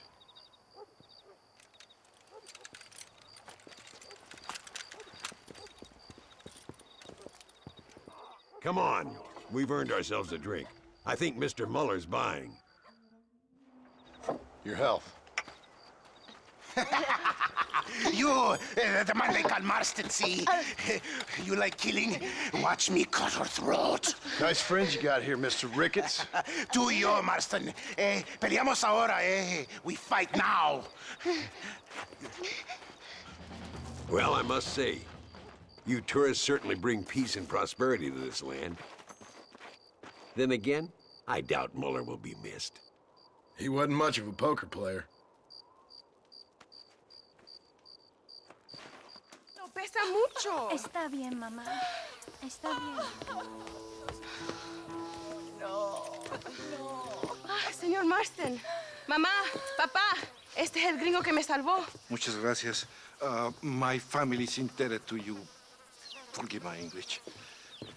What's happening? Great and terrible things. The revolution is coming. The country will be in turmoil once more. This time, we hope it's the last time. Does that seem likely? With Abraham Reyes, anything is possible. Where's your family going? My parents and my brother are headed to the hills. My sister has to flee. The army have an unfortunate way of treating women. And you? Don't worry about me, Mr. Marston. I'm living in history. I'm not afraid to die. Your nobility's almost as affecting as your naivete. I would rather be dead than a cynic like you, Mr. Marston. I would too. I know you're not really like that. You saved me. Luisa, ¿quién va a salvar a Miranda? Tenemos que llevar al puerto. Su barco sale al anochecer. No queda tiempo. Mr. Marston, can I ask one more favor of you? Can you take my sister to the docks? We are sending her to work for a kind man in the Yucatan. She's too young for revolution. Okay. Anything I can do to help out? The boat leaves at sundown. Miranda, vamos. Oh, adiós, Miranda. Ten cuidado. Adiós. Te amo. ¡Paren! ¡Papeles! Este camino está prohibido. What do they want now? Act normal. It's nothing to worry about. Te conozco. Eres un pinche rebelde. ¡Disparen! ¡No le dejen escapar! Gracias a Dios. We made it in time. Thank you for everything. Will I see you when I return? Not likely. I ain't planning on staying very long. In some other life, then. Maybe. You should get going. Travel safely.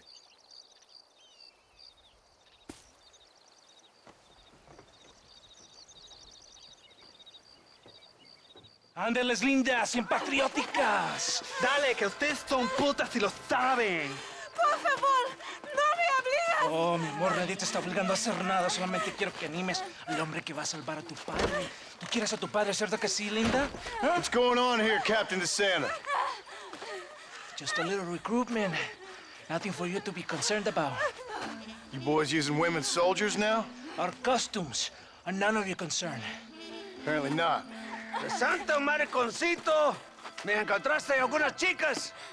Ay, mamacita, ¿dónde has estado toda mi vida? Ven, ven, mujeres. Ay, me gusta. These two patriots were keen to make your acquaintance, el coronel. Fantastic. I love patriots. Hey, Sergeant Marston, you here to fight the war? And we shall make a patriot of you yet. I hope so.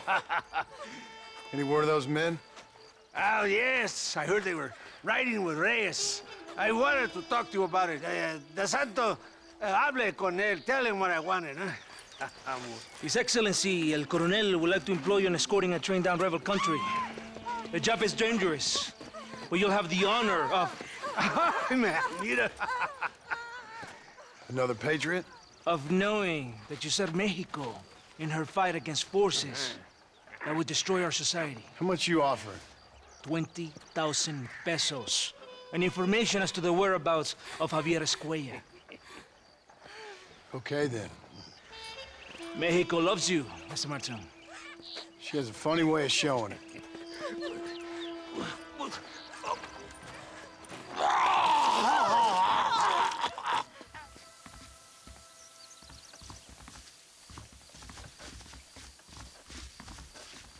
I do not think we have seen the last of the rebels. New recruits can't win a fight like this. I need you to man the Gatling gun. I ain't the soldier here, Captain. Do not question me, gringo. Just do as I say. Senor Marston, thank you for your efforts. The escort was a success. At least some of your men survived. I didn't think to survive myself. My whole life I have dreamed of a glorious death. Vamos! Rapido antes que nos ataquen otra vez. These socialist pigs cannot be allowed to win. Hey, gringo. Mr. Ricketts. Come on in. Sit down and have yourself a drink. Sure. Say, any word of Javier Escuela? No, hasn't yet. Say, why are you after him anyway? We're old friends. We was kind of educated together. So what is this, some kind of high school reunion sort of thing? Something like that. Well, you've killed people. You lived the life. That I have. And I tried to stop. I mean, I don't know. I tried to go straight. I did. I left the gang after the gang left me. Left me to die after I'd been shot. They'd all gone crazy anyhow. Our old leader, fella you probably heard of. Anyway, he more or less lost his mind, went and shot a bunch of people unfair like. I got shot in a robbery. They left me, and I left them. Well, that's how it goes.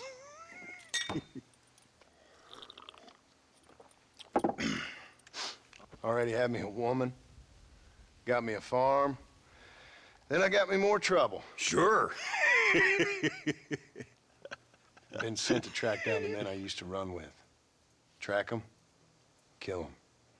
Well, if you don't, someone else will. There's no escape. Look at me. I spent 25 years killing men. Look at me now, sitting around here like some low-rent would-be messiah. We're relics.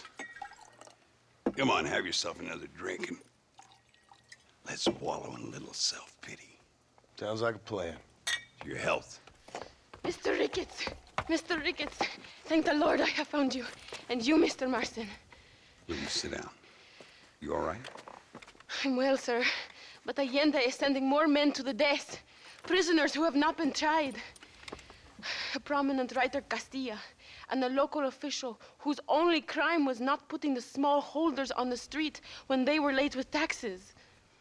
Writers and government officials. For once, I agree with Allende. Some men need to be killed. Mr. Ricketts! I was just joking. Where are they? Out near Escalera. Let's hang up our self-pity and go shoot ourselves some bad guys. You're gonna be all right. Thank you. Both of you.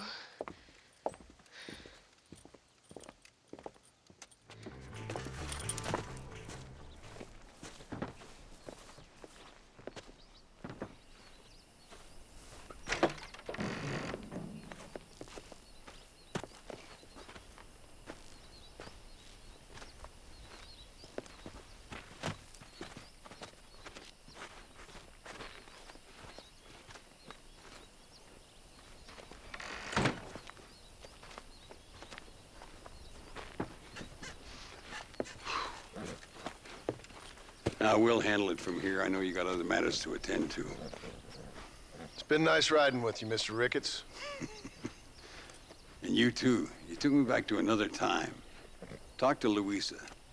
She'll help you, and she's well connected in that other land. I hope you find what you're looking for, Marston. You know what I'm looking for. If you say so, Marston. If you say so. Oh, Mr. Marston! Mr. Marston! What's wrong, Louisa? I don't weep for myself, but for my country. Abram Reyes has been captured. He has? He was coming to meet me at Roca Madera. It's a very romantic spot. It was a beautiful night, yet he was ambushed by patrol. My heart is breaking, but I cry for Mexico. Where's he being held? El Presidio. You know, in our hearts we are married already, but his family do not approve. How could they, when I'm little more than a peasant girl? But that's what makes Abram the man he is. He doesn't care for their bourgeois, snobbery, or elitism. He sees the real me, the woman. I'm sure. I'm going to go and rescue him or die trying. Oh, whoa. I don't think that's such a good idea. Ride with me to near the jail. We'll figure out how to rescue him. Mr. Marston, you're truly a friend of this land. So everyone keeps informing me.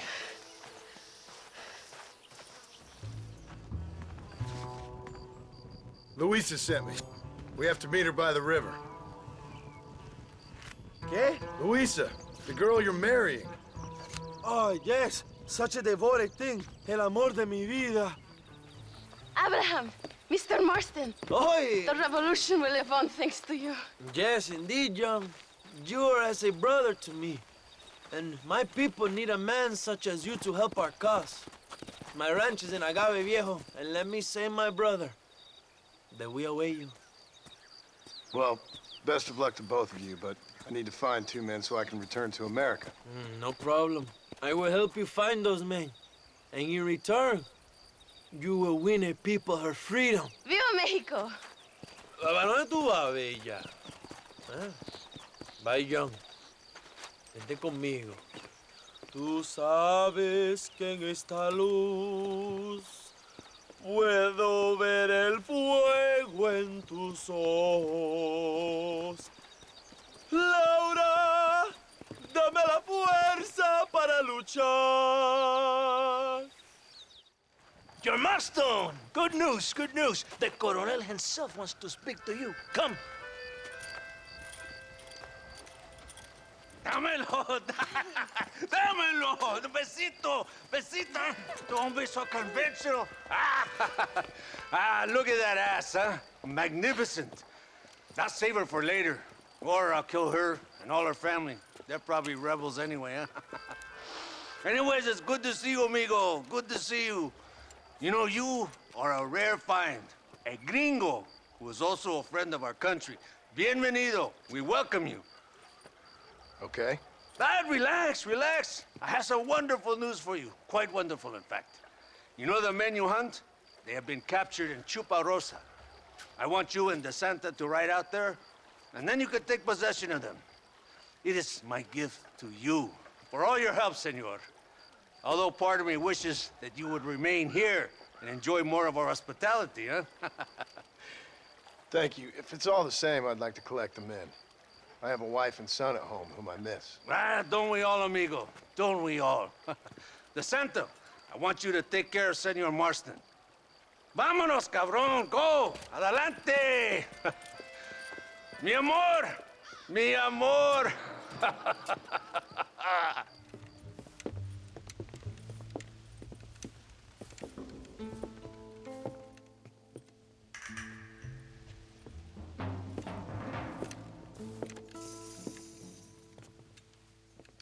Mr. Marston, gracias for your service to this land.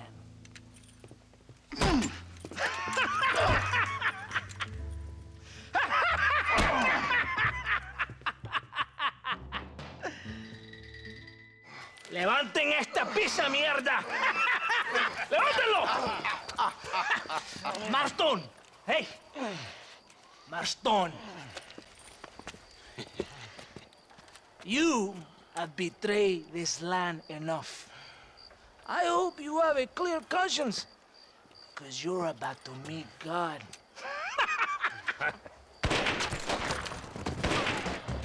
My brother, they will kill you if we don't get your ropes off. Over here, I will free you.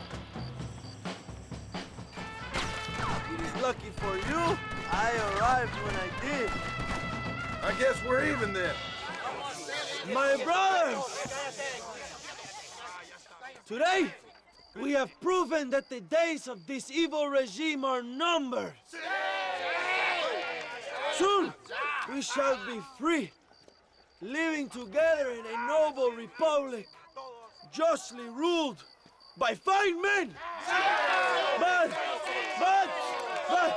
el trabajo, the job is not done. Our struggle is not over. We will fight all day and night until local tyrants like Allende are no more.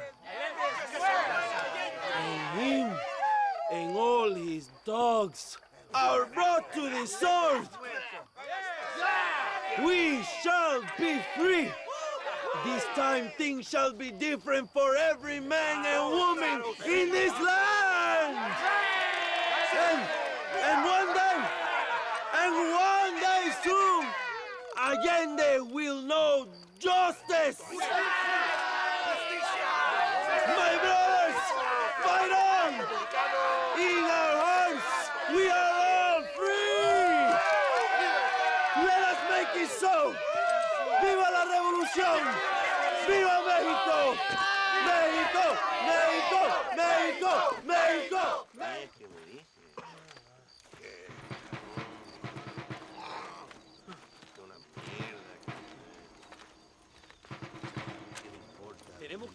movilizar fuerzas en el extremo sur de la llanura para que los flancos del este y el oeste Where sean is Abraham Reyes? Here, amigo! Here! Well, look who it is. The American bandit turned bounty hunter who is about to win the Mexican Revolution. I don't know about that, mister. No, but I do, Mr. John Marston, I do. A man like you, or me, with just a few such men, I tell you I could rule the entire country. Hey, hermanos unidos! Set my people free! Libre Mexico! Mexico! Libre Mexico! Mexico! Viva Revolución! Their energy is like food to me. I feel I was sent for them and they were sent to me. Good for you. When I rule these people, I shall be fair and judicious and wise. How so, you ask? Very simple. I know these people. I know this land. In short, I can make them better. It must be pleasant to be a man so at one with his destiny. Ay, Dios mío, I don't do it for myself, John Marston. I do it for my people. Well, exactly. Sarcasm, my friend, should be beneath a man such as you, don't you think? Very little is beneath a man such as me. Ha! Okay, well, in that case, I assume a little robbery will be a pleasant day's work. All in a good cause, of course. Come, my brother. Let us strike while the iron is hot.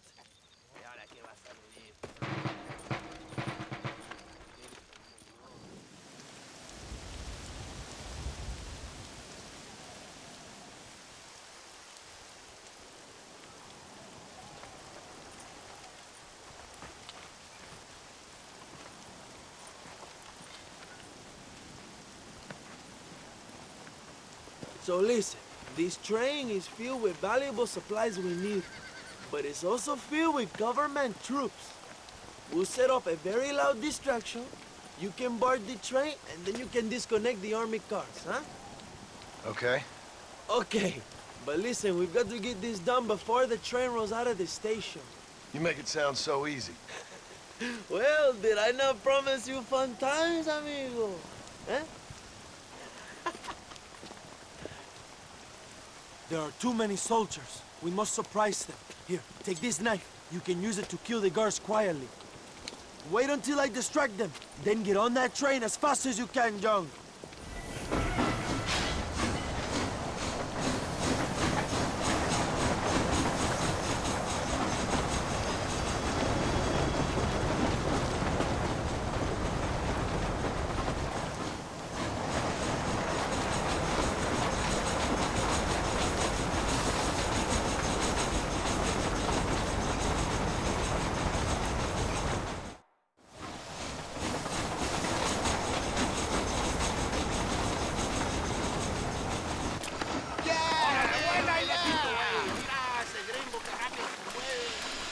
You move like a cat onto that train. Magnificent. Go ahead and blow the armored car and take whatever you need, my brother. Vámonos. Not a bad day of robbing the establishment to give to the poor, eh, Mr. Marston? Very noble, I'm sure, but I need to know where Williamson and Escuela are holed up. All in good time, amigo. I'm off to deliver these goods. I'll see you back at the ranch. Oh, my spies tell me they soon will have the information you need.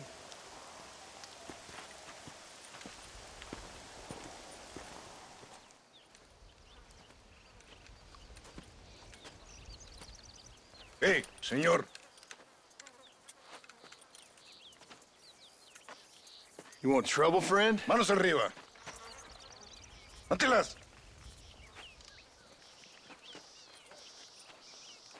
Tranquilo. Tranquilo, amigo.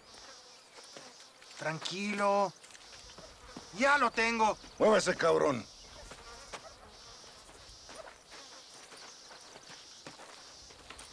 Muévase.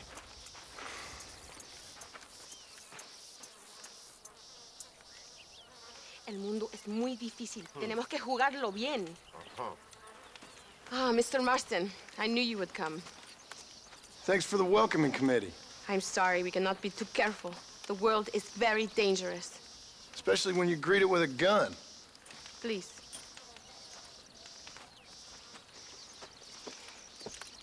Mr. Marston, my father was killed yesterday. The army found him and accused him of treason. They cut out his heart and fed it to their dogs. Allende did this. Then he took the honor of 2 young girls. I'm sorry to hear that, Luisa.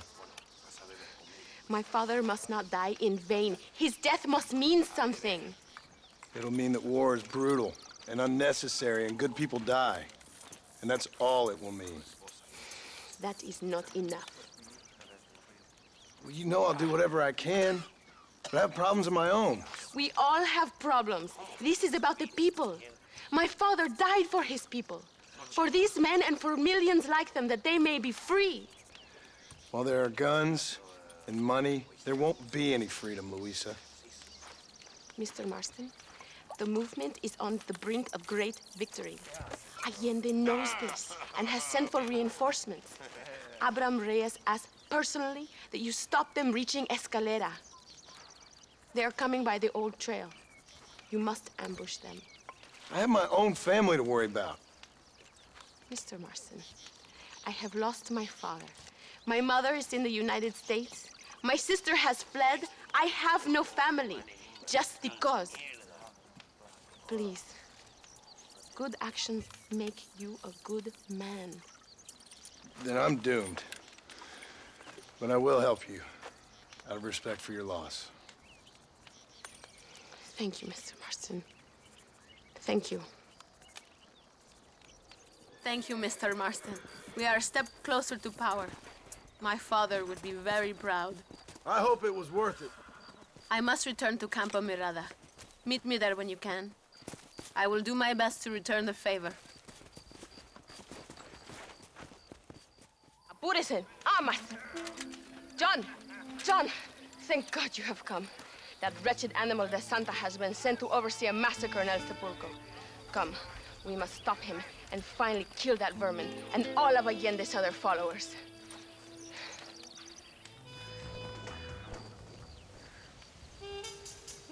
Tell your men not to open fire till I make a move. We don't want to give them a chance to escape. And leave DeSanta to me. I need him alive. We will wait for your lead, señor. En el nombre del gobierno provincial del coronel Allende y del Estado de este país, te condeno a muerte por traición. ¿Tienes algunas últimas palabras? No. Come on, quick!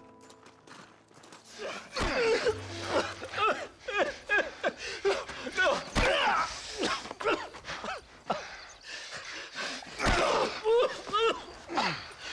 You fucking pig!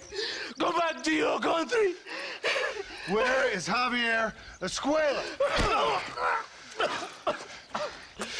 Wait. Okay, all right. Shit. All right. Casa Madrugada is hold up there.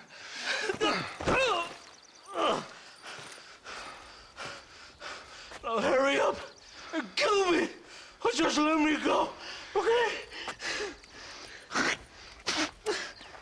Can we kill this piece of shit now, senor? Or would you like the pleasure yourself? Hey, you lady. Where's Javier Escuela? Javier Escuela. He hasn't been seen around here in months. You shut up this place for him, huh? I wouldn't spit on him if he was on fire. I don't blame you. But Captain DeSanta said he was here. And you believe him? You must be more stupid than you look. Go shoot up some places.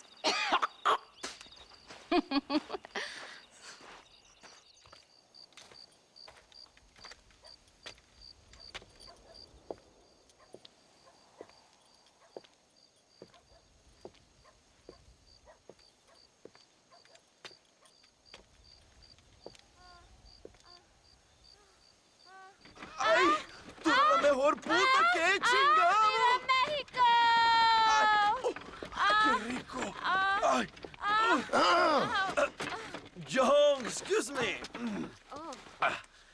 Oye, mamita, cuando te vea la próxima vez que sea un poco más durito, ¿ah? And I mean rougher, huh? What would your most loyal follower, Luisa, say about that? Who? Luisa, the girl from Campo Mirada?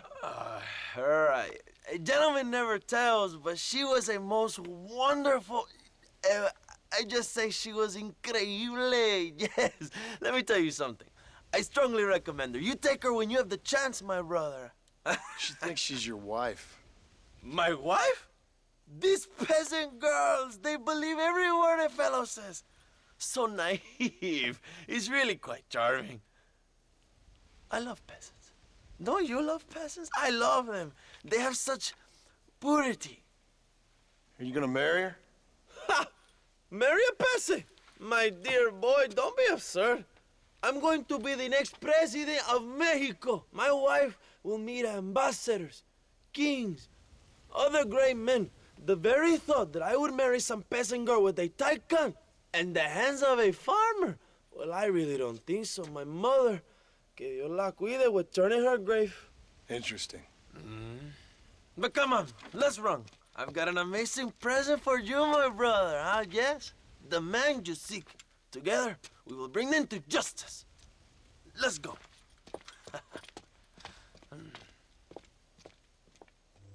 My men will launch a ruse attack on the side entrance to the fort. Meanwhile, you, my American friend, will drive this wagon at the front gate and jump off when you're close. It's been packed with 5 crates of TNT. That sounds crazy. How long's the fuse? Yes, like I say, fun times. It's plenty long enough, I think. I see you in there, amigo.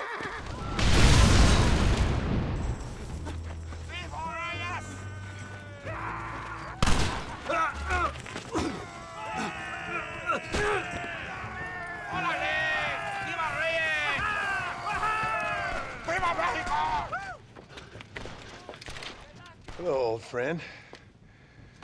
It's been a long time. Hello, brother. It's good to see you. I heard you was coming. You took your time, no? Come on, you're not gonna shoot your own brother, are you? We was family. Yeah, we were. Then you and Dutch went crazy and family didn't mean so much. So now you do the government's work. And what do? You just work for a different government. Come on, brother. I think we should go our separate ways, huh? What you and Dutch did was wrong. And the way you left me was wrong. Now, I hate to judge, but as it turns out, it's you or me. The way I see it, might as well be you. We thought you was dead, brother. I promise. I'm telling the truth. Besides, I can give you Bill. In Dutch. Dutch is in Colombia. I can take you straight to him. You left me to die? To save your own skin, and now you expect me to care about you? You got it all wrong, brother. I've always loved you. Even now.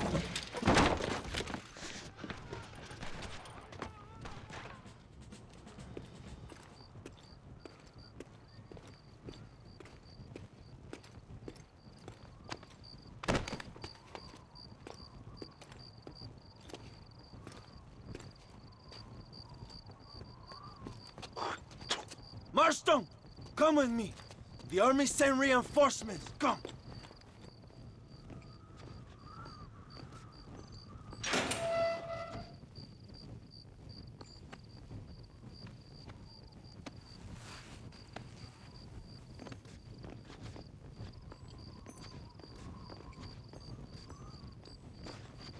Two old friends reunited.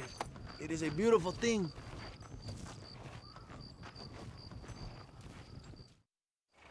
Mr. Marston, fancy seeing you down here. Well, it is a pleasant surprise, I must say. He's not looking very healthy.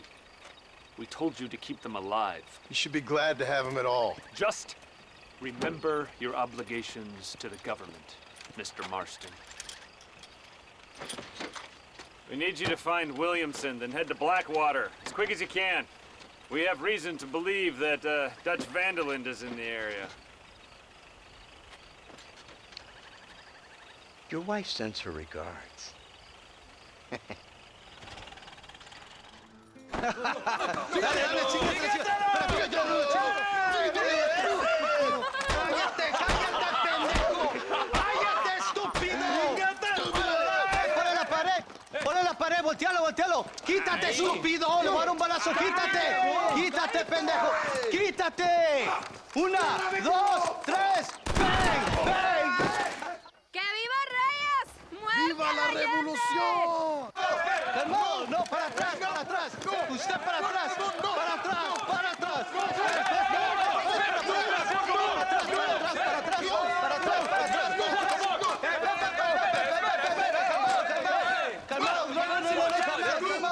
¡Rebeldes!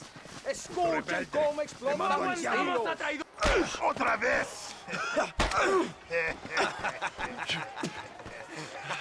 Welcome to Mexico. My brothers and I are just discussing the future of our country. Okay, let this man go. And who are you, gringo? I'm no one. But unless you want this town to tear you and your boys to shreds, I suggest you let him go. And you think you could tell me what to do, friend? Oh, you should listen to him, friend. Look at that. You want to risk it? The American is a drunk. If I were you, I would pull that trigger. Put the gun down, Americano. Ya, mátalo. ¡Dejen mi hombre! ¡Mierda! ¡Ay, Dios mío! ¡Puta Santa María! So you want to settle this now, friend? Or you want me to shoot you in the head right now for that poor girl? Okay, but we fight like men, not like dogs.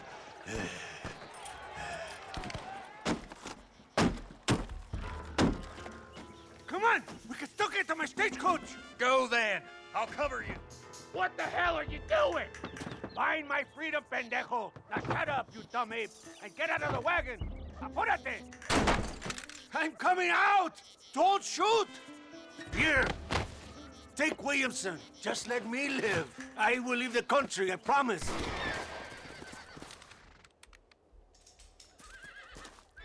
Allende is dead. Mexico is mine.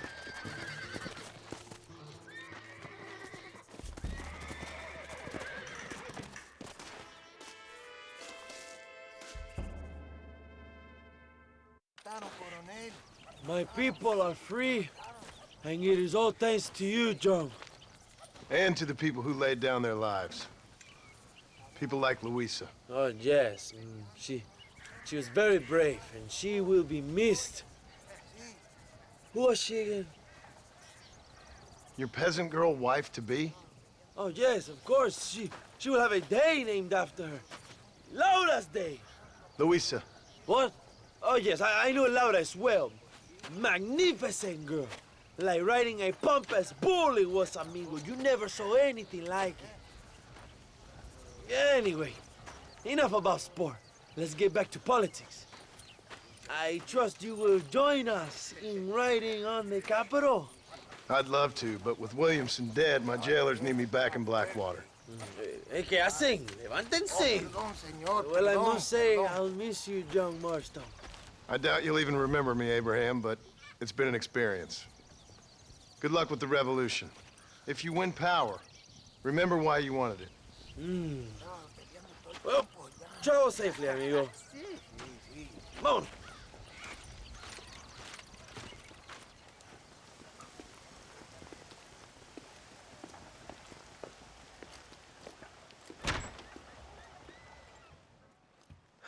$101, $102, $103,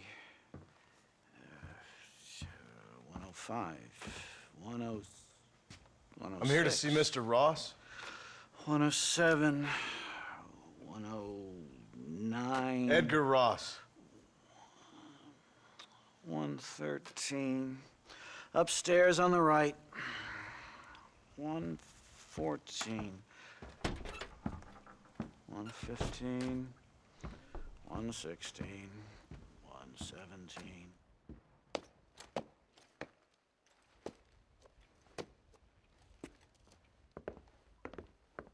Mr. Marston, so glad to see you. How was your journey?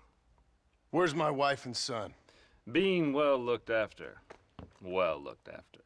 I want to see him. Mr. Ross wants to speak with you. We've had some important developments. You want me to take out a gun and blow a fucking hole in your head right here? Right now? You want that? Mr. Marston. You want that? Mr. Marston, I ask you to calm down. Why? Why? I did what you asked. I got you Williamson and Escuela. It's over. Stop playing games with me. No one's playing games with you, Mr. Marston. But if we were to play some games, there'd be some interesting ones we could play. Thanks, sir. Like hanging you for murder, or confiscating all your property, like that little farm of yours, or having you put in an electric chair. Those are the sort of games we could play. But we choose to play a different game. So calm down and play along with us. Where's my wife? You know, I forget, but I hear it's very nice this time of year. Mr. Marston, please, I've never insulted your meager intelligence. Do not insult mine. We've done this little deal for your freedom in exchange for all your men from your old gang. You gave us Williamson and Escuela. We still don't have Vanderlyn, but now we know where he is. Then go and shoot him. No, sir. I want you to shoot him for me. And then I'll let you be. The last thing I want to do is make martyrs out of all these people. He could be killed by some petty squabble by another lowlife. We believe Vanderlyn is holed up with a group of renegades near the wreck of the Serendipity riverboat. Yes. Another group of renegades. Obviously, the first group, your group, has, shall we say, been disbanded? Disbanded. Anyway, Mr. Ford and Mr. Marston, shall we go? Oh, Mr. Marston, your wife and son are doing well. Let's both try to ensure things stay that way. Okay? After you, sir.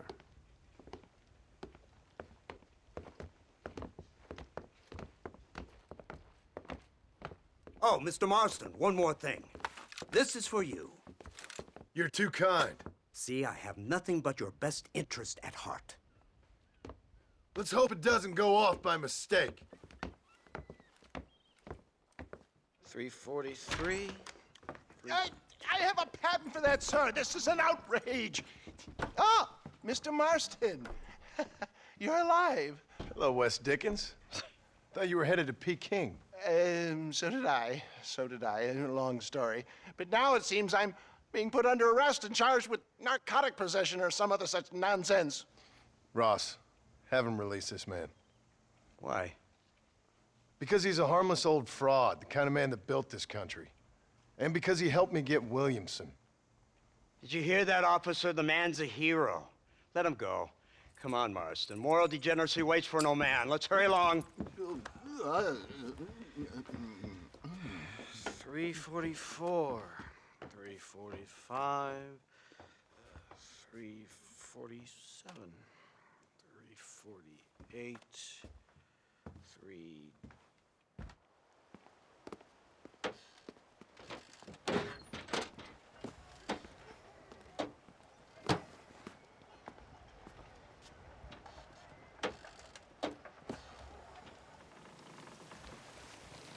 Over here! I found him! Good God, that's our informant. Gnosis, what the hell's going on here? It's a trap! Shit, Marston! You'll have to carry this man! I don't think he can walk. Marston, lift this fellow into the back seat. Put him in the car so we can get out of here. Let's go, there might be more of them.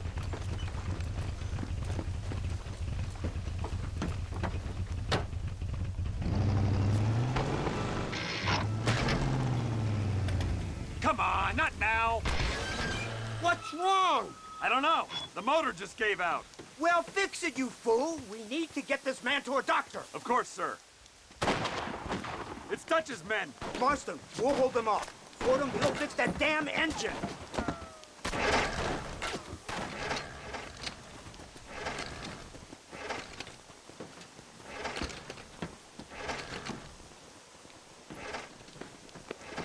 I can't see any more of them. Fordham, are we ready? Yes, sir, I think so. Come on, let's get back to Blackwater.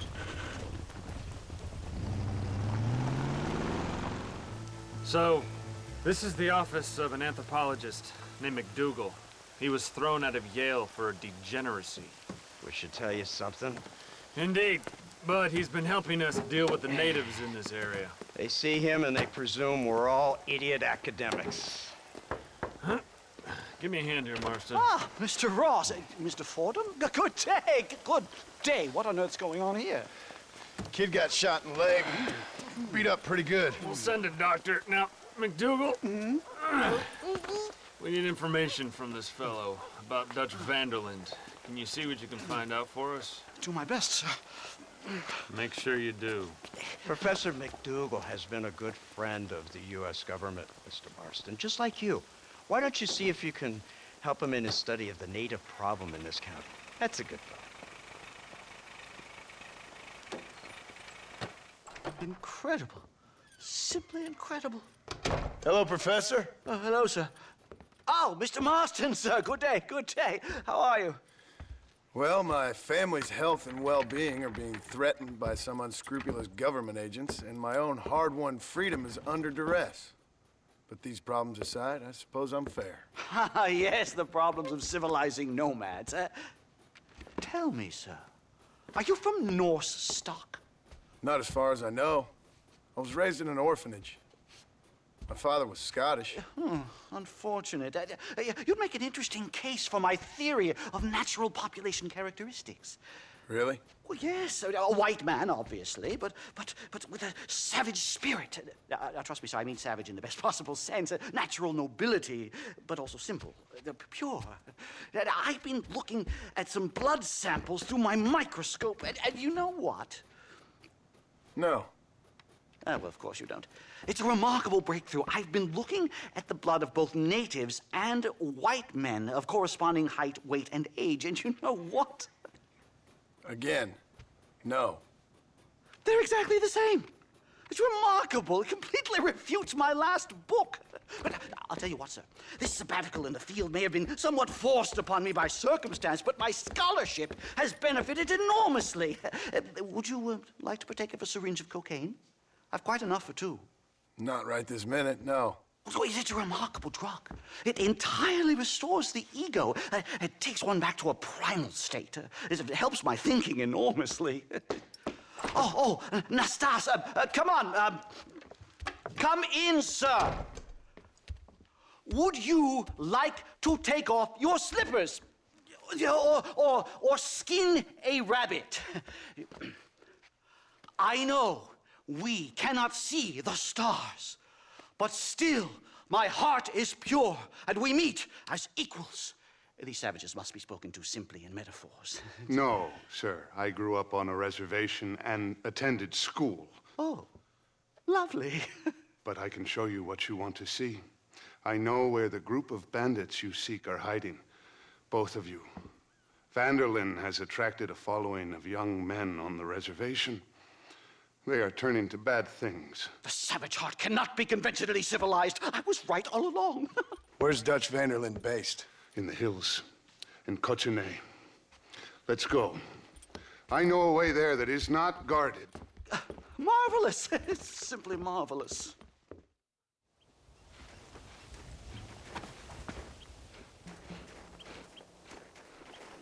Remarkable. I'm afraid I don't really have much of a head for heights. More of a head for highs.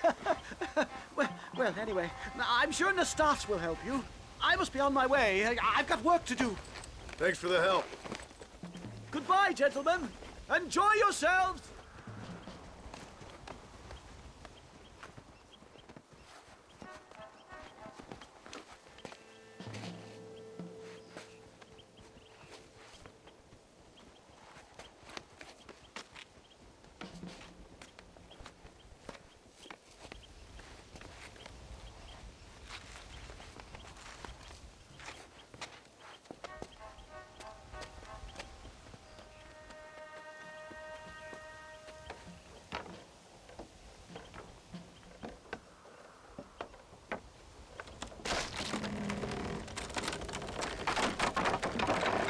time.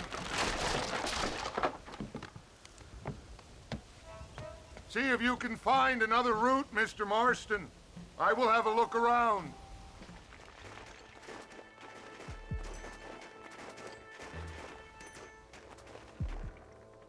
This way.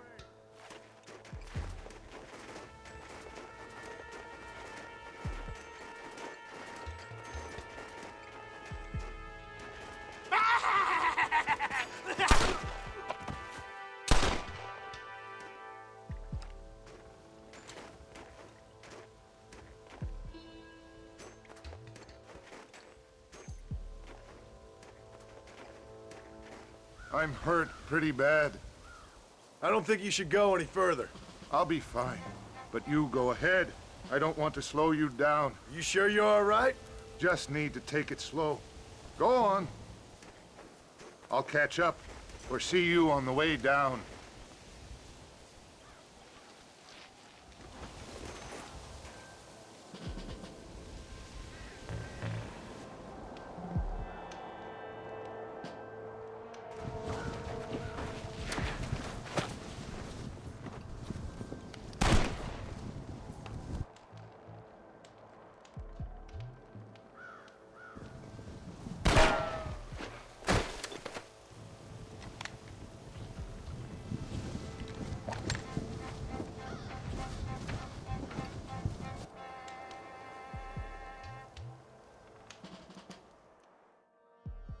Mr. Marston? Mr. Marston! Mr. Marston! Here you go, Mr. Marston. Put that stuff away. You banged your head. Nastas and I carried you down. Nastas heard the shots and he hurried up to rescue you, and he carried you down. I improvised an escape plan. I'm more of a planner than a man of action. Thank you, gentlemen. Friends of mine are with Vanderland. We must try to reason with them, sir. Vanderland's gang contains several natives.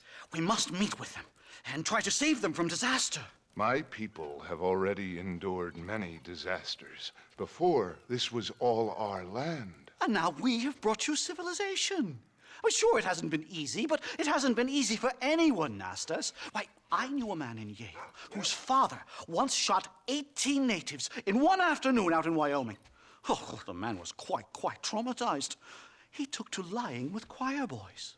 For a wise man, you are a very stupid man, mister. Gentlemen, I'm gonna leave you to figure out right from wrong. You are simple-minded, sir. Thus, I do not blame you for not understanding reason. Then again...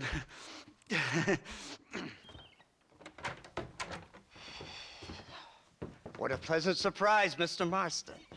An informant just told us some interesting news. Our mutual friend, Mr. Vanderland, is about to pay call on his bank manager. What do you say to having a little financial discussion with the fella? This way.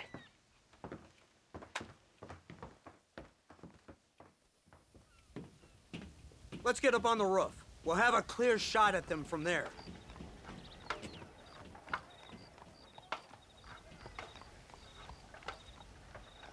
That door is the only way in and out of the building, so cover it tight. Do you see those horses to the left by the building across the street? Dutch's boys hitched them there. They'll have to run that way to make their escape. Don't start shooting until they're out in the open. If we spook them, they might retreat back and hole up inside. Don't shoot till I give you the signal. Keep your sights trained on that bank door. Marston, head into the bank with Hopkins and Manning. Get Dutch. Be careful. There may be some innocent people there.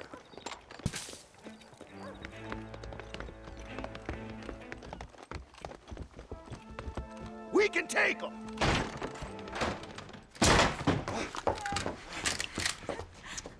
Oh, it's nice to see you, John. Hello, Dutch. How's Abigail? Well, I hope. Ain't seen her for a while. 'Cause you've been chasing me? Let the woman go, Dutch. Of course. Of course. How's your little boy? He ain't so little now. No, he must be what, 15? 16? Doesn't time fly? Don't adjust. It's over, man. Of course. Of course. I surrendered, John. You're the master now. I've been my master since you left me to die. We all make mistakes, John. I never claimed to be a saint, but equally, I never took you for an errand boy. Just trying to help my family, Dutch. By making compromises we all have to. Now let her go. It's over. You want the girl, John? You always were the romantic sort. You know, gentlemen, this man here, oh, he married a whore. Used to ride with us. We all had her. Oh, but he married her. And you know that makes him a better man than us. He's a better man. Have the girl, John. Easy, Dutch. She's a parting gift from me. No! God damn!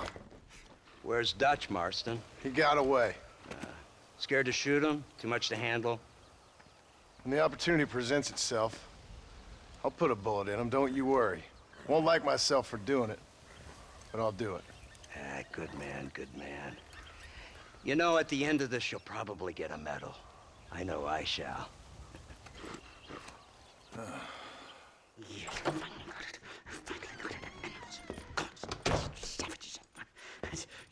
Marston, sir, it's good to see you, old bean. Good to see you.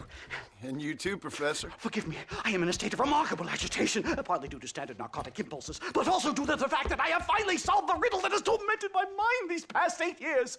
What's that? The nature of the savage soul. What makes some societies great, like ours, and others, not worse. I would never use a pejorative such as worse, but lesser. Meaning? What makes these beings less human than us? Closer to beast on the continuum between animal and God. You know, I argued with Fortescue at Yale about this. It caused a minor scandal. But I shall be proven right, sir. I shall. Mark my words.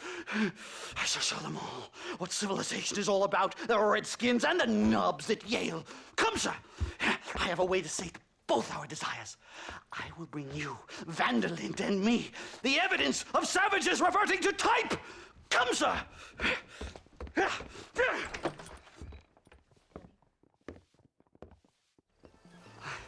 Hello, gentlemen. We come in peace. Those words mean nothing coming from people like you. Look at what you've done to us. Look at us! We live like animals, scrabbling in the dirt. Well, violence isn't the answer. Maybe you live in a different America than we. Men like Vanderlint will lead you to disaster. I think we've already experienced disaster. The likes which you could only imagine. Put your hands up! We come in peace! Do as he says, Marston. You call this a meeting? Give me your damn weaponry. This is not what we agreed to. You shut your mouth, you treacherous snake! Holy shit! Damn, Dutch! Professor, get down now! Safe and sound. Thank the Lord. So much for a meeting of minds. Thank you, Mr. Marston. I could be boiling in a pot right now if it wasn't for you. Get some rest, Professor.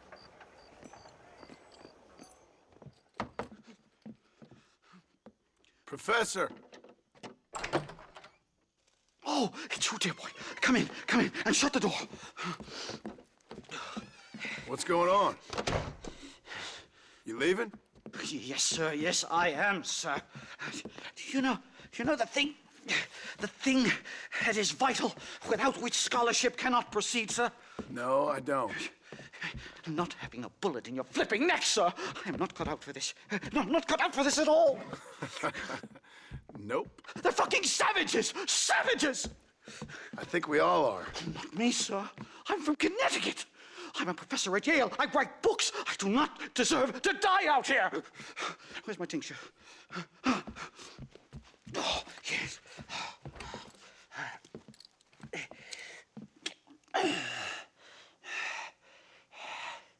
You okay, Professor?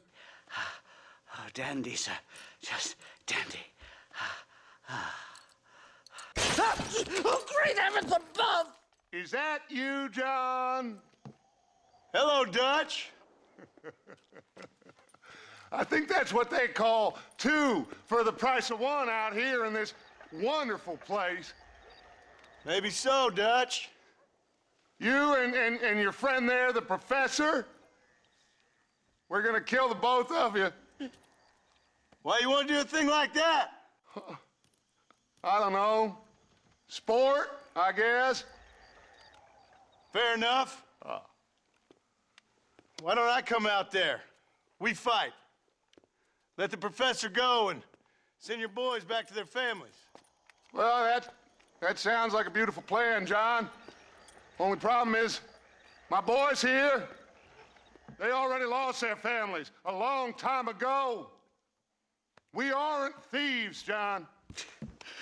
We're fighting for something a bit like you. Only we're fighting for an idea, not just for ourselves. That's beautiful, Dutch. You always were a fine speaker. I was. Now, would you kindly send that academic out here so we can show him what we really think about the art of anthropology? Please, sir, what are we going to do? I'm gonna hand you over to him and watch him tear you limb from limb. What? I'm just kidding. We're gonna run across the rooftops. Get you back to your ivory tower. Oh, thank you. Thank you, sir. Don't thank me, we're still here. Come on.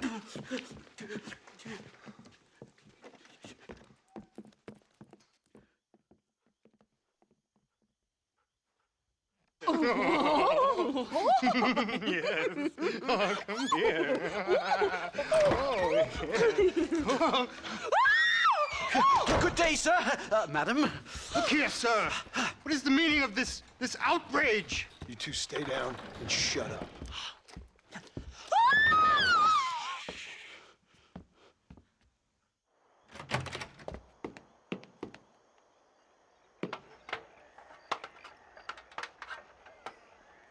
Come on. We can get to the roof this way. My research is complete. Much as I thought. There's no civilizing this savage land. I could have told you that for nothing. Ah, but they'll give me a prize in New Haven for this. Well, they bloody better. Well, goodbye, Mr. Marston. Best of luck, dear friend.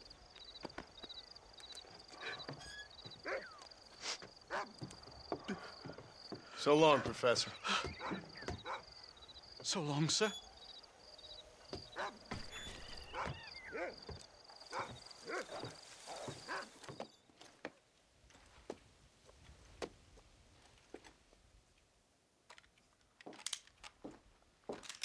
What do you want, Marston?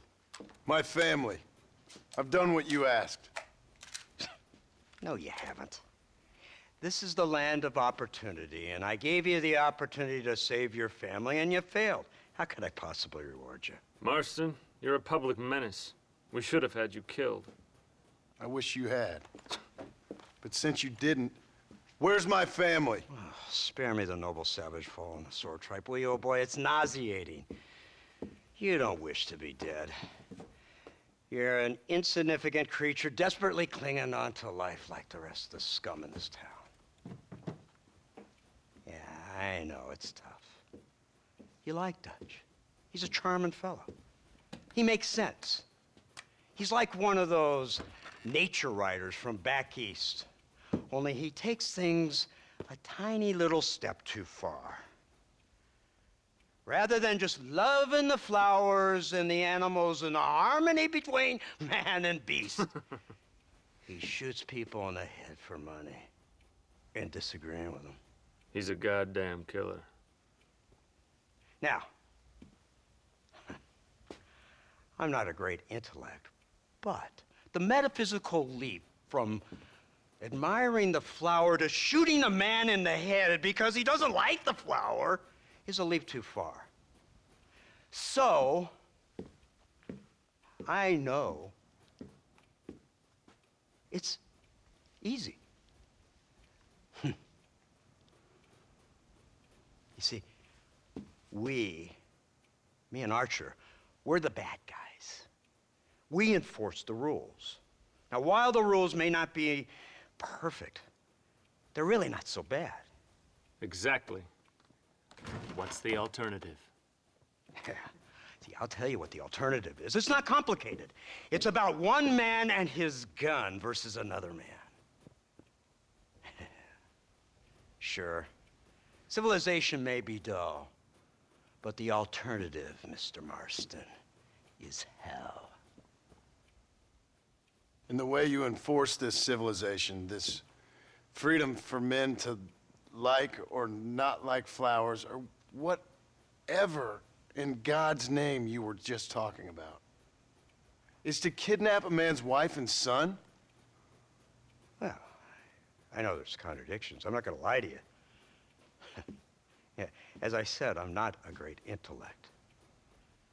Now, after the debacle with the army and the bank, we have to put Mr. Vanderlyn to rest ourselves. Will you help us? Do I have any choice? Now that you mention it, no. Then what was that pretty speech in aid of? I don't rightly know, but it sure felt good saying it. Shall we, Mr. Marston? Let's go.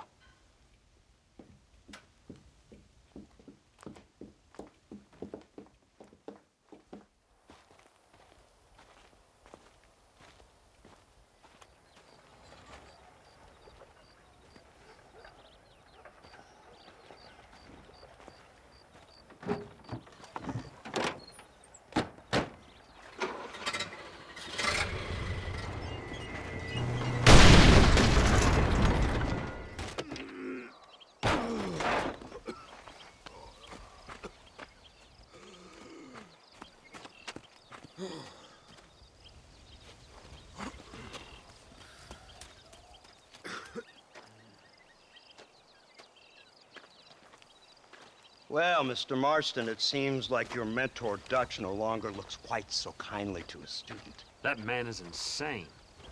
So it seems. I think we need to get him before sundown. As you say, Captain. Otherwise, he'll be gone again. And what if I say no?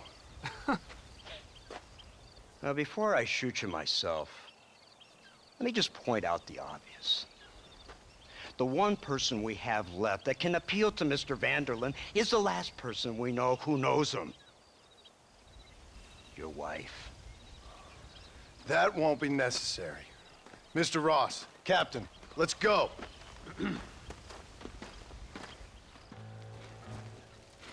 You, blow that gate open. Move, soldier.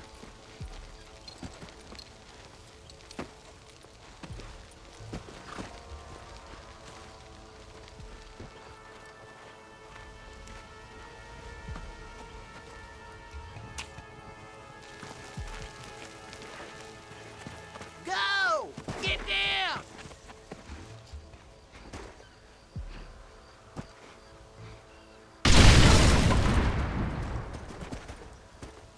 Forward! Move in!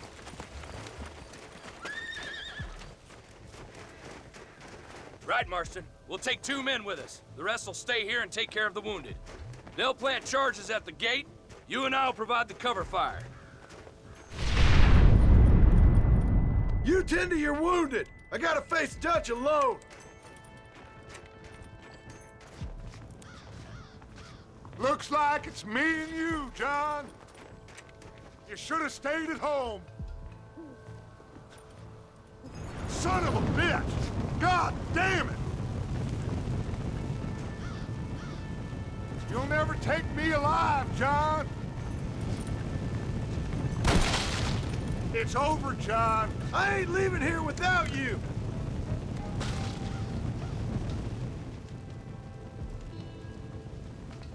You're just like me, John. You can't change who you are. You can't erase the past, John. Killing me, it won't make it go away.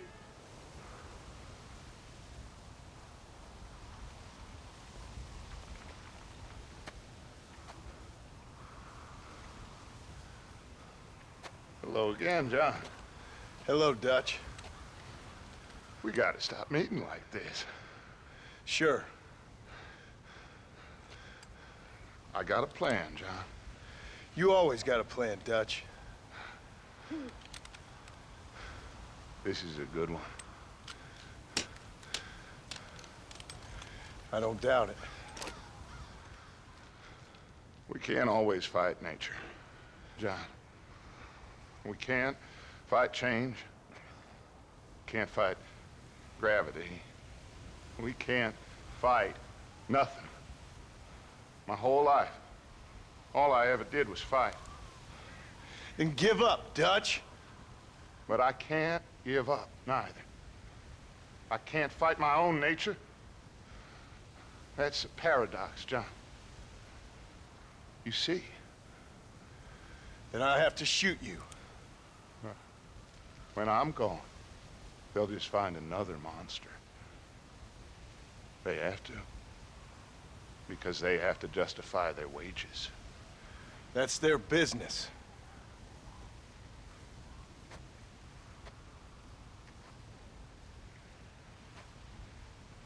Our time has passed, John.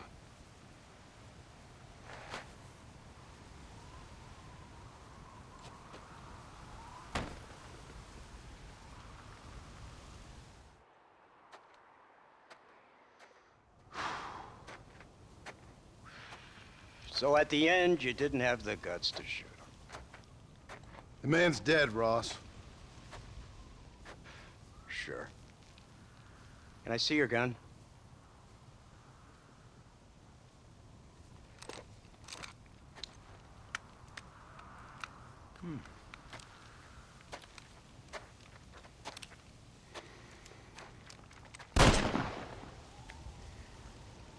Oh, trust me. It looks better in the report that way. Where's my family? Your wife was killed in a prison riot last week. So, I'm only joking, dear boy. They were sent back to that Scrabble ranch of yours in Beecher's Hope. They're quite safe and sound. They better be. Thank you, Mr. Marston, for everything. I know this wasn't easy for you, but I have to say, you've done your country proud. Yeah, exactly. See you around, John. Try to stay out of trouble. Come on, Archer. Let's go find somebody else we can annoy.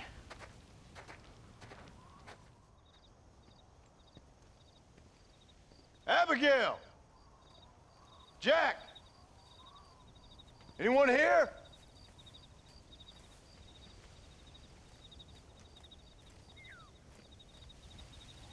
Anyone home? Oh, darling. I never thought I'd see this day again. You no good hillbilly piece of shit! I thought you was dead! I thought you was dead, John, huh? Where you been? Where you been? You know where I've been, darling. You know. You saw Dutch, didn't you? Yeah, I saw him. And Bill? Yeah, I saw him too. And you didn't go back to him? I left that life. Just as you left yours. How'd they treat you? Oh, I can take care of myself, John. One guard got funny on me one time, but I wasn't so ladylike and he didn't try it again. Nor no one else. How's the boy? Oh, like you. And like me. Well, he's like a kid growing up without a father. That ain't fair. What is fair? Well, some trees flourish, others die. Some cattle grow strong, others are taken by wolves. Some men are born rich enough and dumb enough to enjoy their lives. Ain't nothing fair, you know that. We tried to change. I mean, ain't that what you're supposed to do? We did change. And it's over now.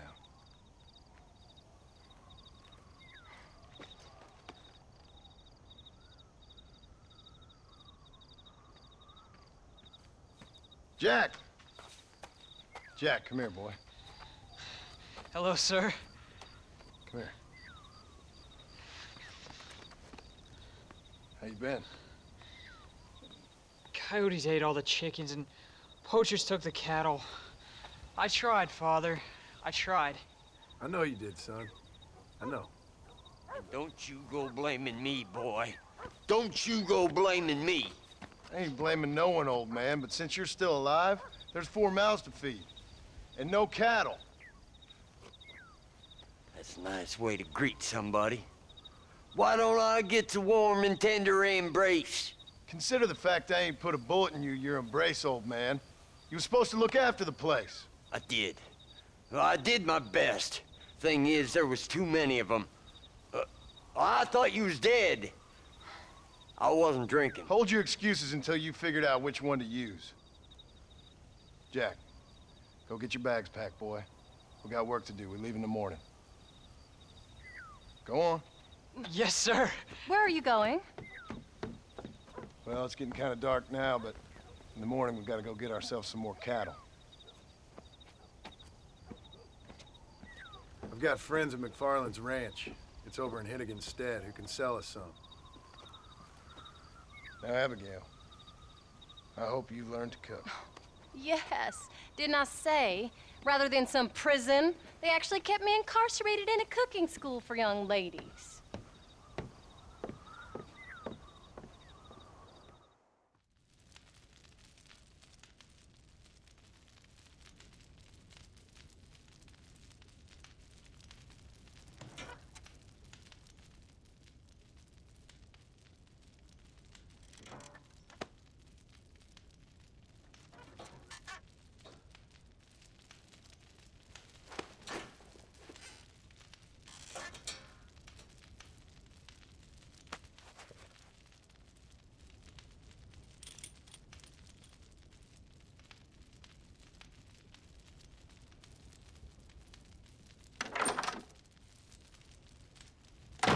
John Marston!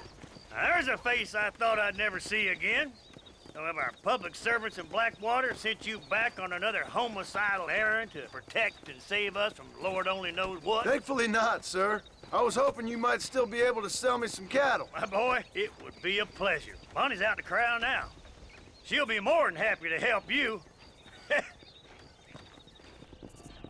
Good Lord, do my eyes deceive me? A devil walks among us. I said I'd be back when this was all over, Miss McFarland.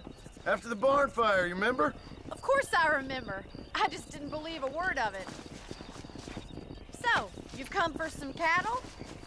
Yeah, I'm finally starting up my farm again. Or trying to, at least. You'll be fine. You've been taught well. Come on, then.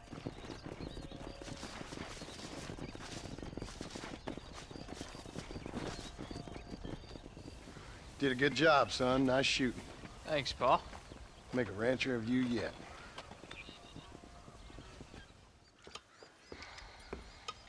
What you cooking? Same thing I've been cooking the past 15 years with the hope of poisoning you. Ain't working so well. Not yet. Be honest, though.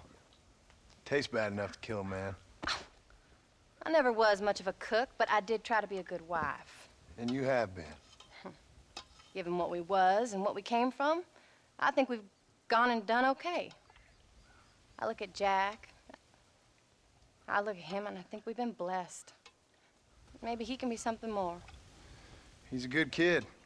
He can be whatever he wants to be. He ain't gonna be no frontier gunslinger killing and running those gang, though. That way's over. Railroads and government and motor cars and everything gone and done away with all that. And he ain't gonna marry no orphaned working girl running with a bunch of hucksters, neither. If he meets one like you, I hope he'll marry her. Stop. For an illiterate gunslinger, you sure know how to make a girl blush. God damn crows! John! You have got to go deal with them. They've broken into the silo again and are eating all the corn out from it. Of course, my angel. Wait, get out of there. All right, all right. Come on. Scat. Shh.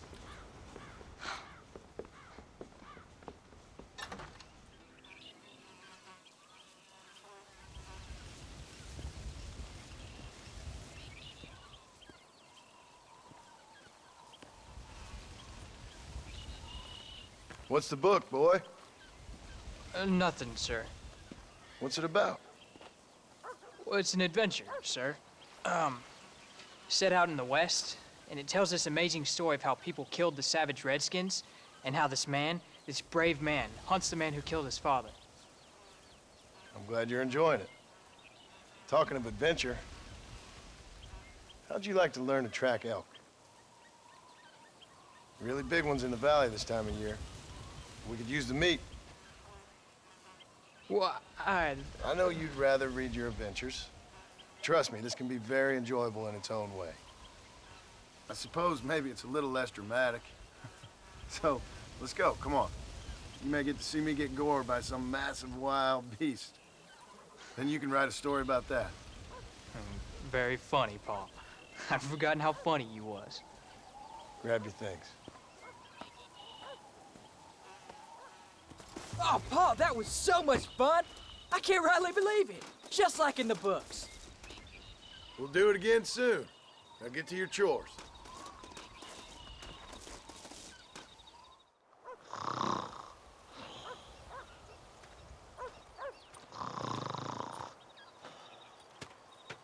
Get up, old man. I am up. Get up! Oh.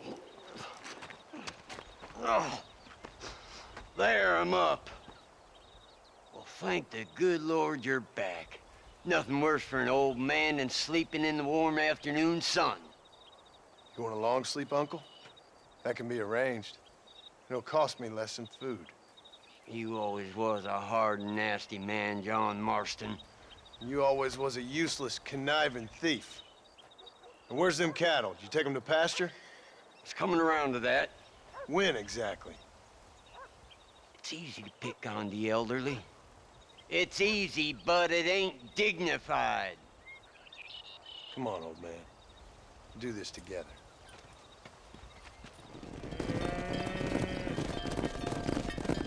You look after the herd.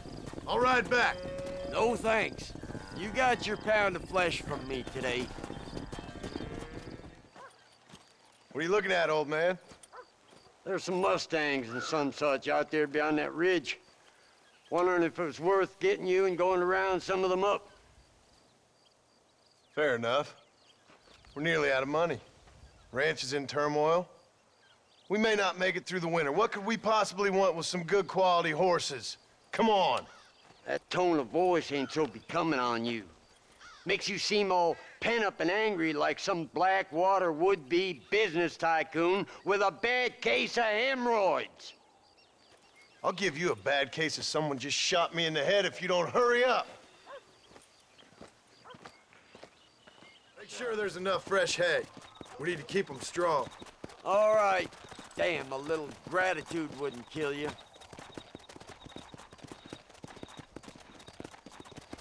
Not a bad day's work.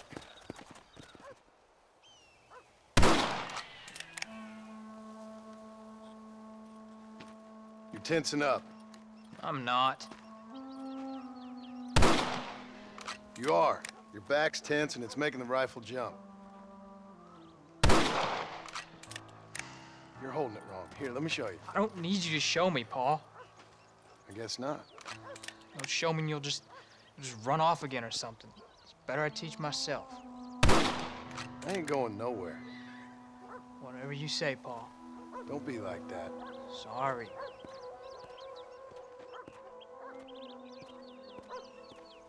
Wolves been after the herd. Gotta get out there and scare them off. You wanna come with me? Safer with two. Okay.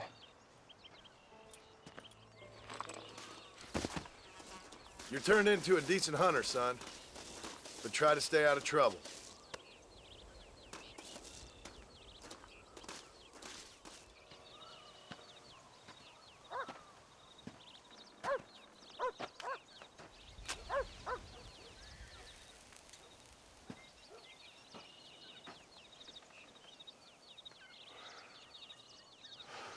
John! John! What is it, old man? It's Jack. The kid. The kid. Well, I just saw him out in the valley. Seems your tales of hunting got the better of him. He said he was going up to the pass, track down that grizzly that's been seen up there. Kid can't hunt a grizzly. Thing will eat him alive. I know, I tried to stop him. But you're worthless as a lawyer at a lynching. Damn you, old man! This is my son! Anything happens to him, you'll wish it was you that bear attacked.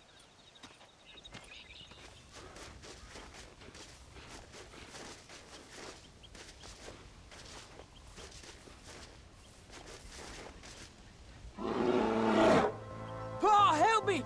I'm hurt! Jack, stay down!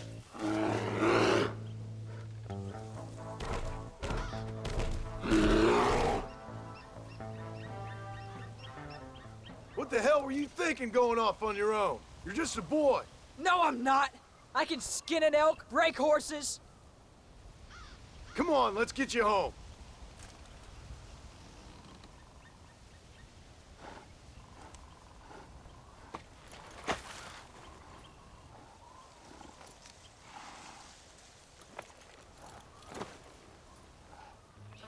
I'm sorry I made you worry, Paul.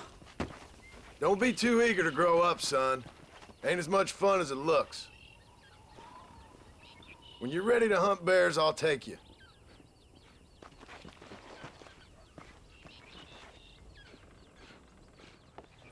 John, we got a telegram from some lady friend of yours, a Bonnie something or other. Something you ain't telling me? Bonnie McFarland. She's a friend. Mm. Saved my life when I went after Bill and nearly got myself killed again. Oh, now you two's in the habit of sending each other letters. How very nice. It weren't nothing like that. What's it say? I don't know. I can't. Well, you know I can't read. Give it here. You read that thing out loud? I ain't hiding nothing. Dear Mr. Marston, stop. Need corn sacks. Stop. Emergency. Stop. Weevils and moths ate entire county supply. Stop. Can you help? Not exactly the most romantic request now, is it? I guess not. She saved your life, you say? Yes, ma'am. Well, then you're gonna have to help her and her family out. We've got a plentiful supply of corn sacks over near the silo. About the one thing Uncle didn't manage to have stolen while we was gone. Okay. Hurry back, John. And John, what's she like? You know. A little bit like you, I guess. She's a woman in a man's world.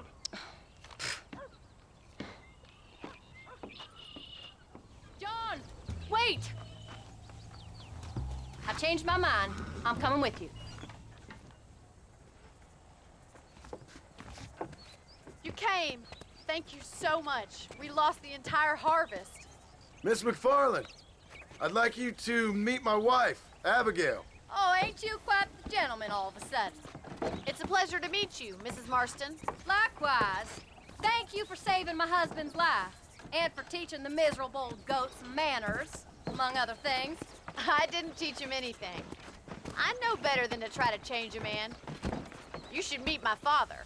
Oh, people can change, Miss McFarland. John and I have to believe that more than anybody. This is a decent first harvest for you, John. You should be proud. That's good land you got there. How are you feeling, Mrs. Marston? From what your husband told me, it must have been awful for you.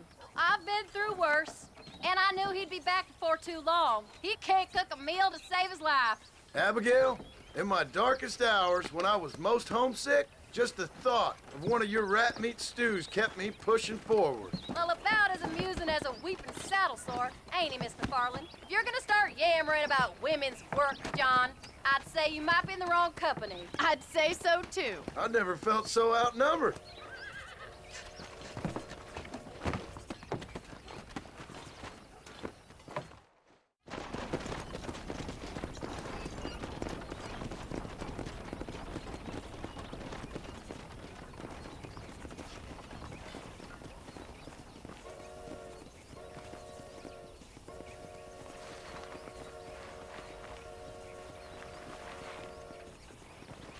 Ma'am?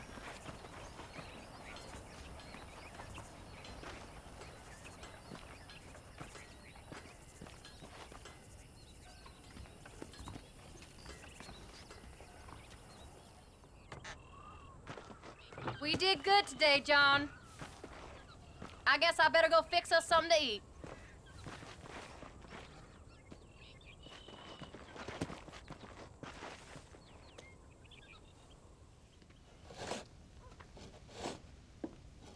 Hey, Jack. Hey, Paul. Need a hand with that? No, sir, I got it. Looks like you have. You know, you're real good with them tools. Thank you, Paul. You'll make this land real nice one day. Me and your mother will do our part. By the time your turn comes, hell, this could be the nicest farm in the county. Maybe, Paul.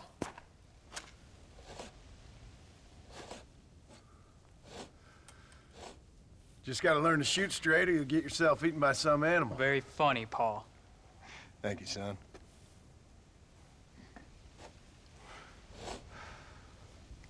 Soon it'll be quail season. We should have some fun then. Is there anything you don't like shooting, Paul? Well, I ain't met the thing yet, but as soon as I do, I'll let you know. You can even put it in one of them books you read. Yeah, maybe I'll do that. Today, John Marston stopped shooting. Now, I ain't no literary man, but I don't think that'll sell. People like shooting in them things. I think you may be right there, Paul.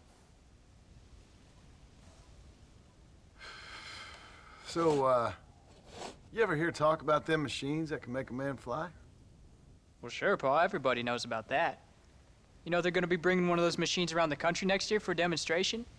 One of them machines can turn men into angels. One of them machines can turn men into angels. John, come here. John, come here, quick. Take a look at that.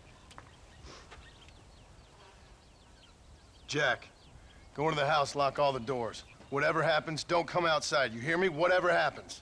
Okay. Come here, son. Whatever happens, keep the doors locked and your mother inside. Promise me, son. Promise me. Who is it, Paul? It's just some old friends. Me and Uncle take care of it. Now you go inside and you keep the doors and the windows locked. I hear you. Then run! Yeah, run, boy. Well, old man, looks like things is about to get settled once and for all. So it seems. What are we gonna do now? What's wrong? What's happened? Stay inside, you hear? Like I said, there'll be more coming.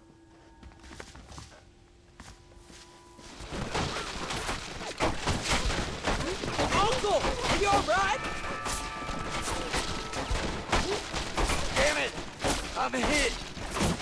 Hang in there, Uncle! I'm gonna get you out of here safe! Ain't time, John. I ain't gonna make it off this porch anyhow.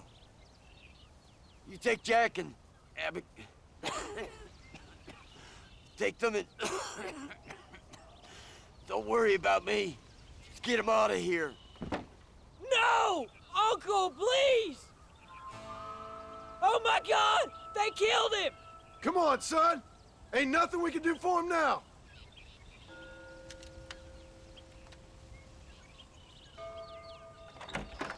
We're leaving the farm. I'll watch from the silo. You two go to the barn, get the horses ready. John! I'll meet you there.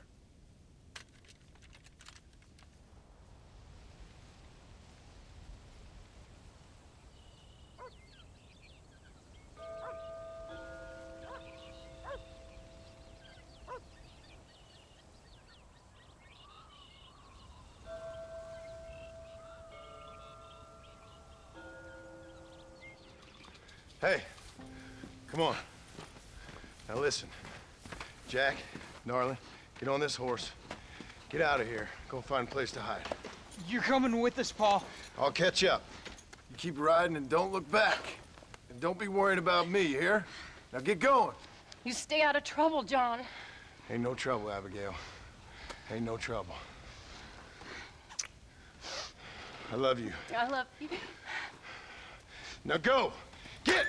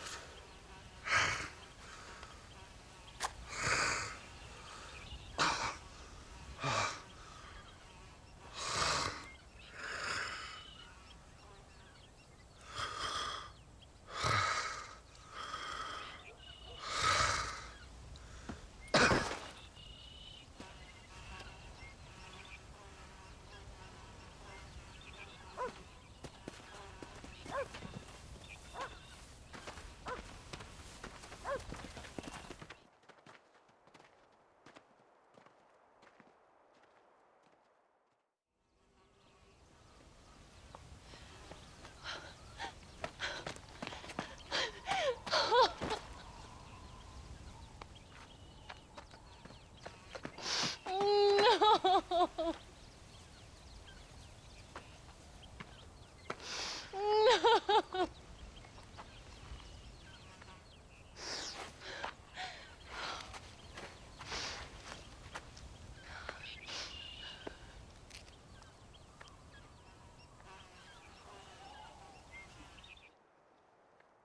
Oh, bury me not on the lone prairie where the coyotes wail and the wind blows free. And when I die, don't bury me 'neath the western sky on the lone prairie.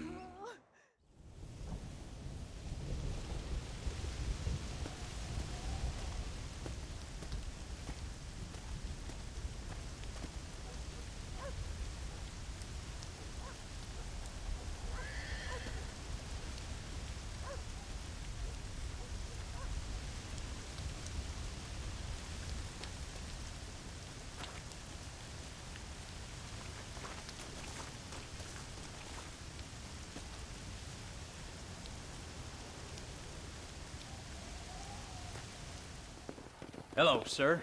You work with the government? You one of them agents? Sure, son. Why you ask?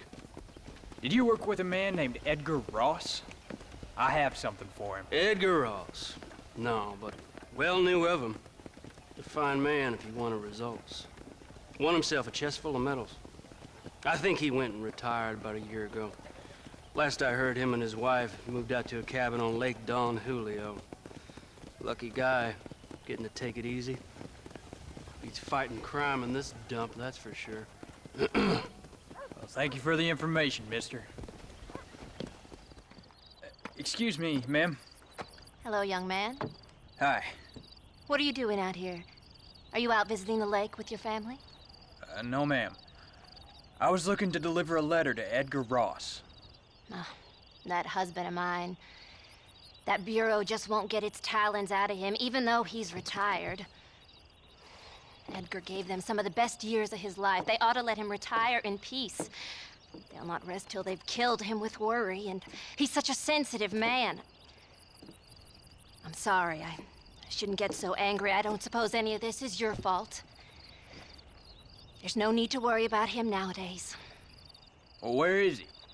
He and his brother Philip went hunting on the south side of the San Luis River. Be careful crossing over. They were saying it was dangerous. I sure will, ma'am. And don't worry about a thing. I'm sure your husband will be just fine.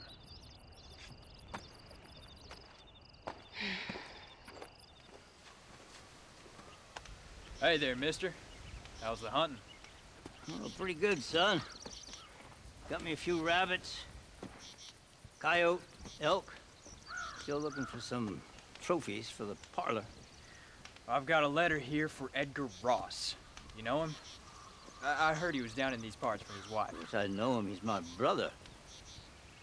Gone down river, duck hunt. Must be a pretty important letter to have come all this way. Oh, yes, sir. Real important. I'll be on my way home as soon as I deliver this message. You best be off then. Just don't get on his bad side. He's got a filthy temper. Excuse me. You Edgar Ross? Do I know you? Forgive me for startling you, sir. But I have a message for you. My name is Jack Marston. You knew my father. I see. I remember your father. I've come for you, Ross. And you, boy, have sure as shit found it. You killed my father. Your father killed himself with the life he lived. You killed him. I saw you. You keep saying that. You sent him to do your dirty work. Then you shot him like a dog. And I'll shoot you like one too, you little piece of trash. Now get out of here before I kill you as well. I ain't going nowhere, old man.